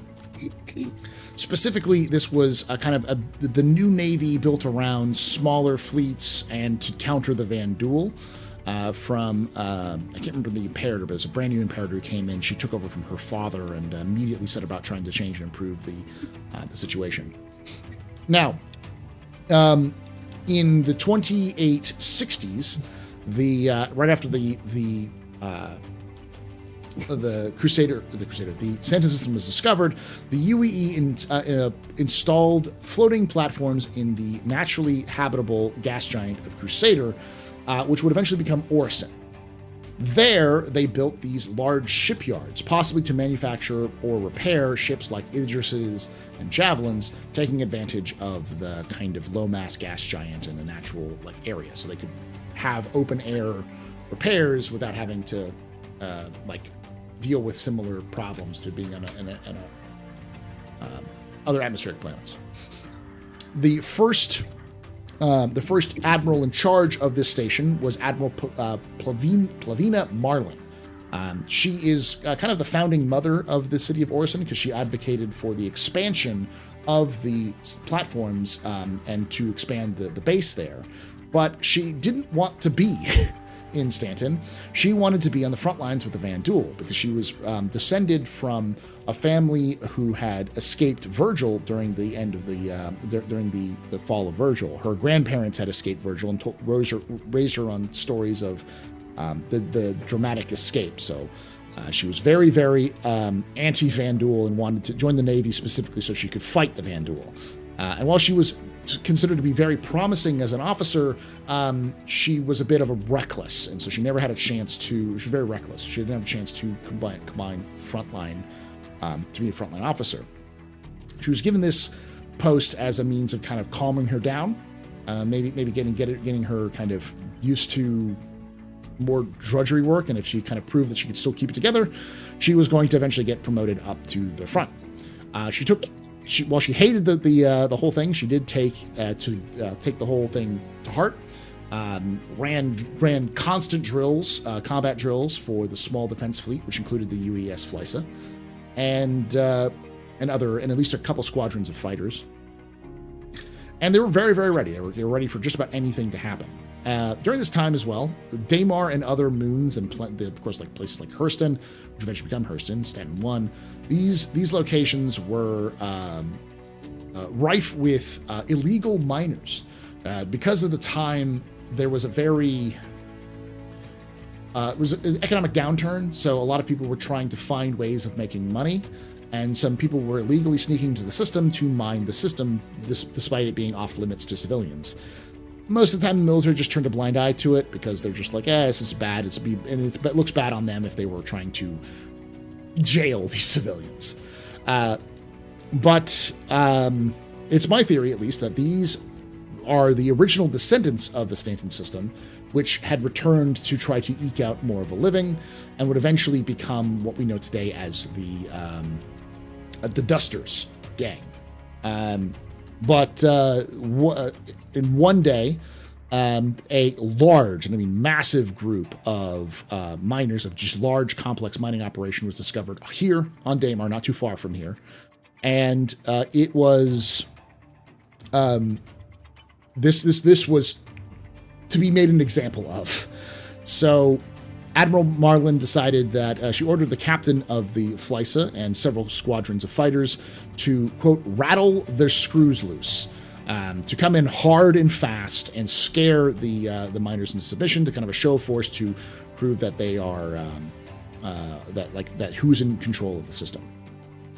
This mostly worked, but instead of immediate submission, a lot of the miners scrambled in all different directions. The Flyssa was at the edge of the atmosphere of Daymar, and caught one miner trying to escape vertically. Came into to kind of stop the miner, and when they finally reached the point to kind of got right behind the miner as it was about to escape its as it was escaping atmosphere, it exploded. The miner was an old, unmaintained, and probably had plutonium on it. Exploded, and that sent shrapnel flying directly into the Flyssa. The Flyssa is on the edge of the atmosphere, so this is in 0G. It's right behind it, it explodes, and the Flyssa flies right into the debris field. That debris field is then, those debris then start to enter the intakes of the engines, and starts damaging some of the components. The captain, not knowing what's going on, thinks something's going wrong, immediately orders full reverse, so all the engines slam straight back into reverse, overloading the engines as the debris is causing problems and causes a fire on one of the engines. This goes out of control, and soon the ship falls into the gravity of Daymar and spins down and crashes into the planet where we see now. All 80 souls on board the ship were killed in the crash, and it was the largest maritime disaster, largest space-time disaster in the 29th century. Then the aftermath, the investigation said that it was an unlikely happenstance that happened. It was likely never to happen again, but Marlin was found responsible for her aggressive actions and was eventually relieved of her command and put on a desk job, where she eventually retired was kind of drummed out of the service. But after the fact, they came back here and they started to remove all of the sensitive material from the Flyssa. So there's really no material left here, except for some screens and such. But they seem to have forgotten that the Flyssa existed. So here we have the hull of the Flyssa, which was left intact since I think it's like 2860, I believe, is when this happened. This just gives you the scale of the Javelin right here, so you can kind of see the whole, just the size of the ship. Very few people know the Flyssa exists. It's still very much a local sort of knowledge sort of thing. So Stanton locals know about this, but not many other people do.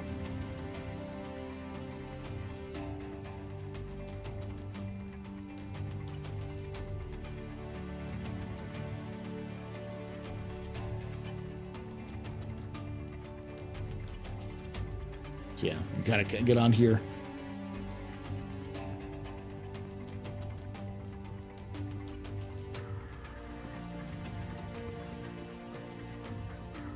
Run around a little bit and see the front up there.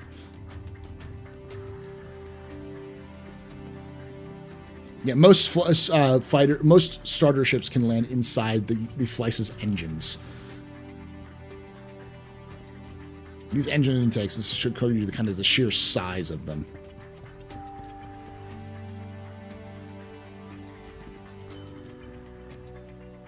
This engine right back here, we'll go over here and I'll show you. These two engines here, I believe this one right here was the one that was damaged in the explosion. And you still can kind of see some of the original elements of it in there. That's the reason why it's so far away from the fuselage here, because it was on fire when it crashed. We got a sandstorm kicking up here, but so like this one right here was the one that was on fire and damaged because of the explosion. Did the Navy make any improvements to the ship after this incident? No, because they felt that it was just kind of a one-off incident. It was just a 1 in 1,000 chance kind of thing. It was a 1 in 1,000,000 chance sort of thing. It was highly unlikely to happen again. But it started the long-running joke in my mind that just because of the history of admirals and large ships going near gravity wells. They have this overwhelming desire to fly large ships which cannot handle gravity wells into gravity wells. Great. Yeah, I'm gonna head out to the back so you can kind of get just a scale of some of these engines as well. Who's a red contact on the ground? I don't see any red contacts, so.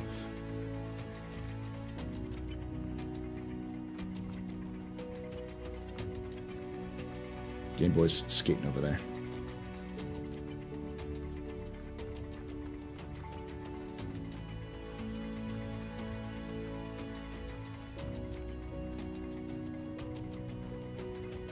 I mean, aren't we all Stanton locals? We are. But like that's what I mean. Like this is practically forgotten outside of Stanton. Like, no one knows this exists except for people who are in Stanton. And as the game develops, it's going to be interesting because people will forget that the Flyssa is even here. Those of us who know about it will still know about it, but it'll be one of those mysteries that'll be sitting around like people not everyone knows about. It just shows you the scale, like just how big this is an engine, Calling. You know, this is an engine. There used to be an engine in this thing. Over here, there's another engine cowling off to the side over here, which you can see. Just it looks like a hangar. It's not a hangar. It's an engine. Ghost is there right there. Oh, you're the one who got drunk and woke up with an Idris P. We heard tale of you and the Info Runners. Gotta say this engine has a great view. Yeah. Try to get to the backs next side. See a Corsair flying around. That's Mason.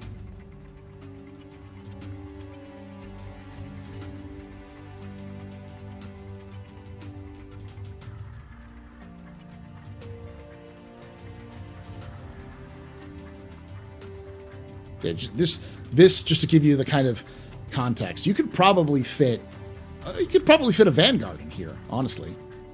It's that big. Easy. A bit tight, but yeah.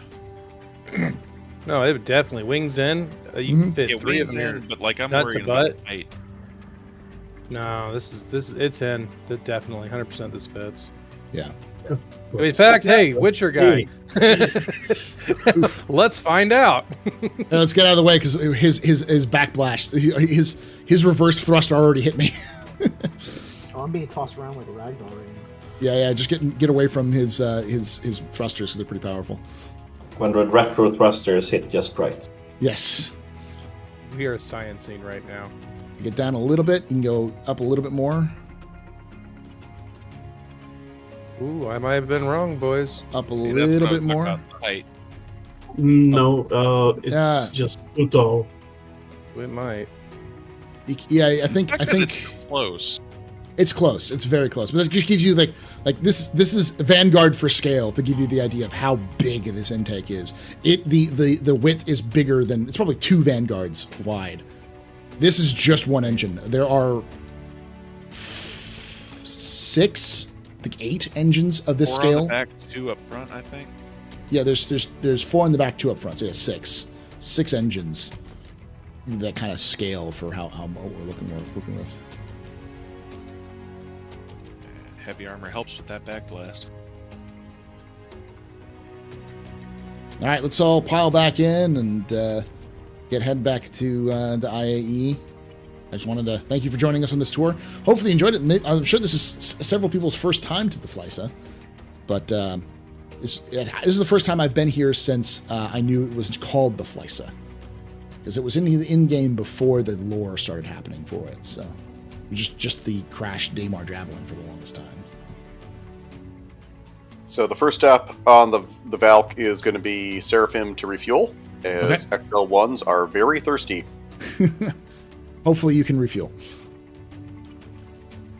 The backup will be, I think Mason certainly got space in with the Corsair. Corsair, yeah.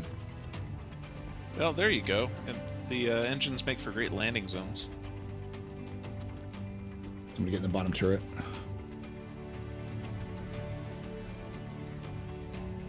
Grab the top turret. I'm getting back in the left turret. Roger. think Lucas is the last one here. I think he just got in. Yeah, one other person was running. Oh, no, Otter. Yep. Otter's running to his. He's got his C1 or A1 there. So. Roger that. Last chance. One more person's trying to get in.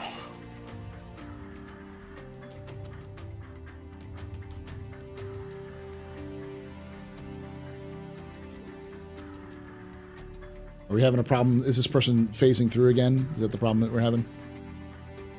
Yeah, I just. Oh, you're good. He's in. I'll crack the rear door. All right, we're good. Roger. We're good.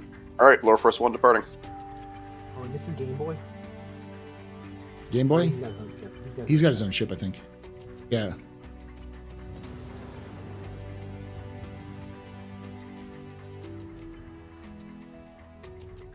Yeah, most of this debris field was cleaned up by the UEE afterwards, but they forgot to strip the hull, and because they sold it to the corporations that now control Stanton a couple years later. So this has just been forgotten to the sands of time. If it hadn't been for PES, it wouldn't still be there.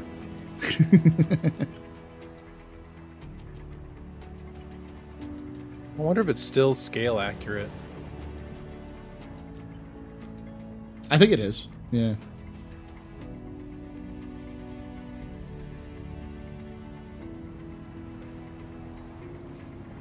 Yeah, this is definitely gonna be one of like the coolest things to go look that isn't on a map, kind of like Big Benny's.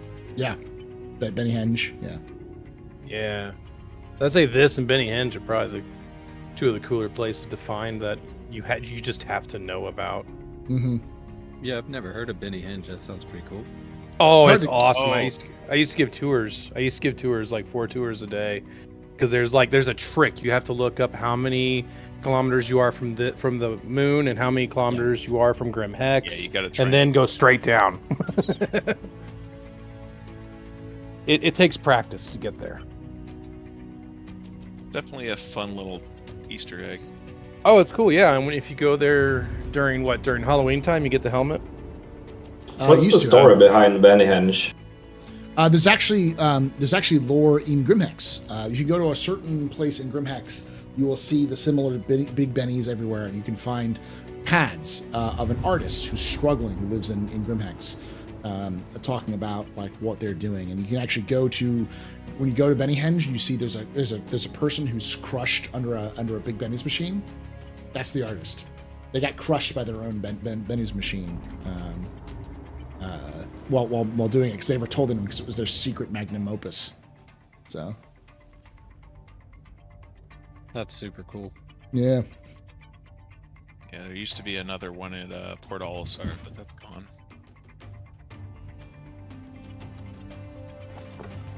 It's like a vending machine.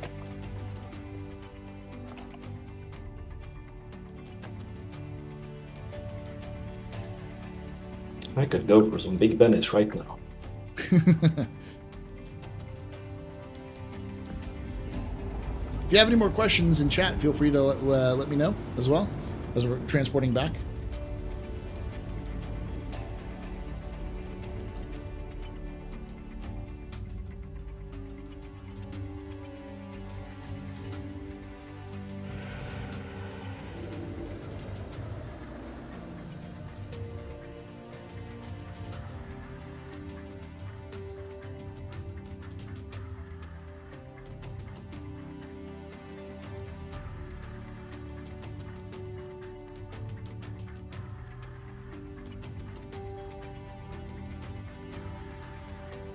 Question, any word on Titan Suit's lore or in development?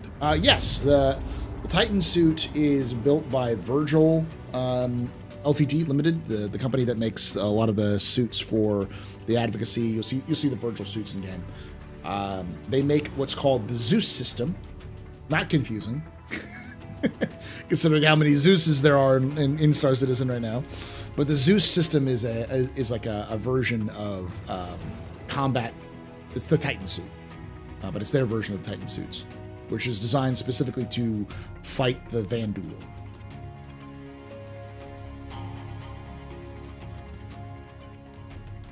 Do you think Crucible would fix the Javelin on Daymar?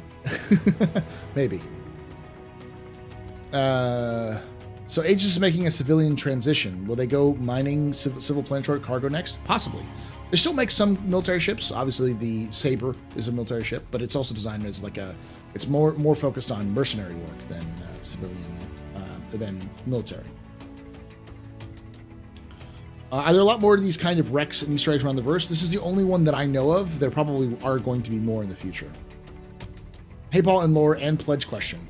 I don't imagine we'll ever see new Aegis ships from CIG. Do you? Given the lore that they're being on the out, I think we'll see new in the sense that new to us, but like the Wildcat has been discussed about for a while, or the Bearcat, I should say, has been discussed for a while, which is a lore Aegis ship, which is kind of the competitor to the Cutlass, which is one of those things that like there is no medium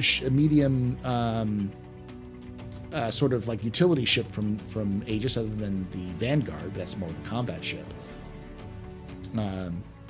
So there's also the Bearcat, which is referenced as a competitor to the Hawk. So you could see something like another sort of that sort of ship. So it really depends on a lot of different factors. I think it's possible, but CIG has done a lot of Aegis ships, so I don't think we're going to see a ton new Aegis ships in the near future.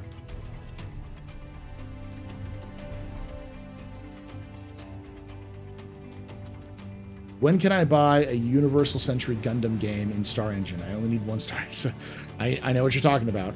I feel you. When CIG finally gets the ability to maintain the engine.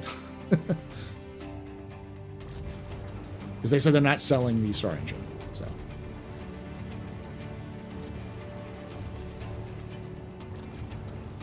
I've been stuck into the complete history of Star Citizen lore right now, and I'm in your series number 3. After I clear this, any other videos should follow in order to keep the lore flow going. Not in terms of order. I mean, there's plenty of other. I don't really. There's you can kind of like watch a couple of the other ones. It's hard. I just kind of go what works. So. You can go through. I'd go through all of the ship lore, maybe all through the system lore. Maybe the system surveys will probably help you a little bit. There's a couple of them in there which are newer, and then just kind of going through the lore list itself. Number 4, and the Lore Citizen podcast is another one. The 4th episode is going to be written this week. It's been written. I just need to go through and fix it because CIG kind of took all of Pyro's lore and said. Uno reverse and just like threw the whole table across the room. So now I have to redo Pyro lore because it's that time period.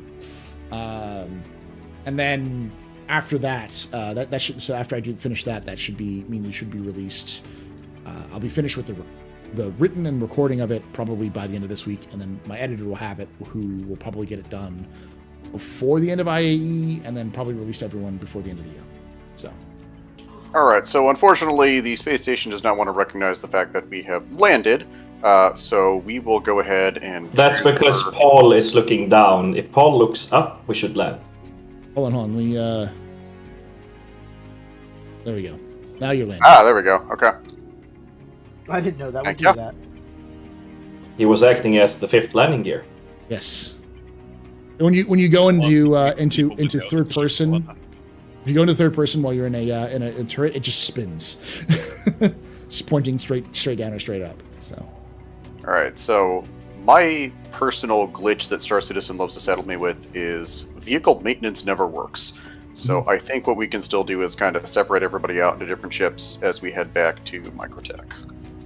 So we need to have some people land. I mean, I'm going to pull another ship. I can pull a Connie or something large enough for everybody. Why not pick the Connie Phoenix? Yeah, I can do that. All right, let's all get on the Phoenix. I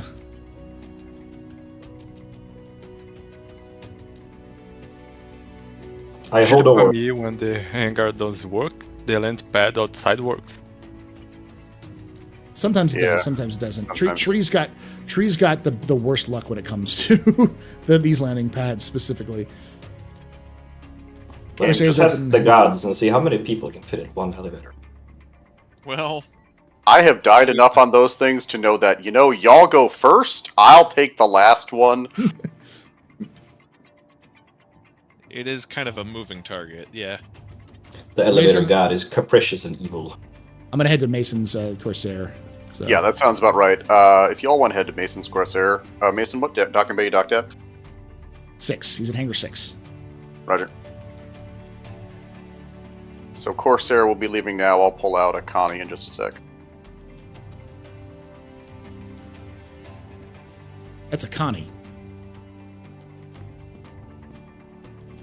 Oh, is this hangar so 6? it is.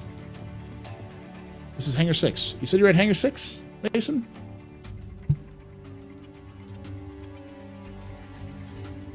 Oh, the Bolin sucks. Yeah, the Bolin's a terrible one.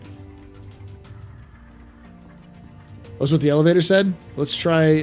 Where's Mason? Mason is 275. So let's try 7. Nope, it's further away. Try 5. So don't go out yet.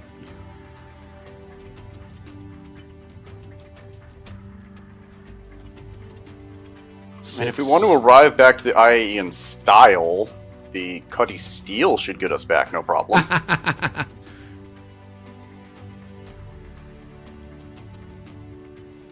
That's currently at Hangar 2. That's what I'm going to be taking back to the IAE at least. Huh, so maybe your hangar... Oh, never mind. I had a crash. Oh no. So I think I'm going to call it there. Thank y'all. No problem. Thanks, Paul. So we're calling that there. If you have any more questions. That's the first crash to desktop I've had in a while.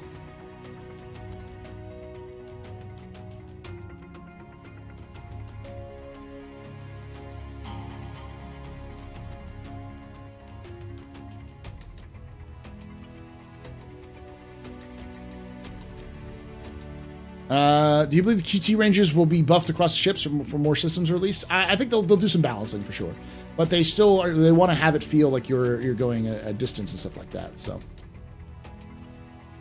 where's the Executive 600i? I have one, but hangar 8. Okay. All right. Thank you all for hanging out with us here. We've been going for just about as long as we're going to. I'm going to be back tomorrow for another lore tour. So we'll be doing Crusader and Tumbril Day. And that'll just be kind of a shorter one, probably about 2 hours long. I tend to do it like a setup for about an hour ahead of time on YouTube or on Twitch. So if you are looking to kind of join us live, twitch.tv/theastropub. And then about an hour after that, I do the YouTube ones to kind of keep it more of like a YouTube-friendly sort of video. Thank you for watching. Thank you for hanging out. If you enjoy this, make sure you hit that like button, hit that subscribe button for more content, and hit the bell icon to know when these go live. I'll have more content for lore content on Saturday as well. I'll have a poll on the YouTube community site, which will tell you a little bit more about what specifically my plans are for what I might be doing.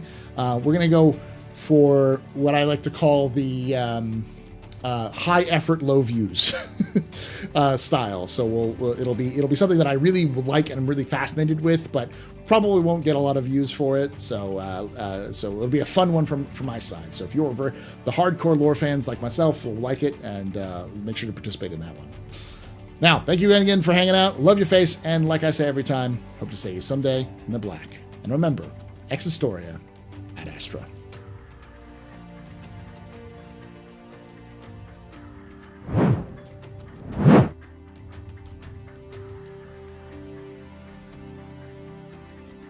We get more lore citizen at some point. At some point. It might just be a dedicated podcast, though. No, not on YouTube.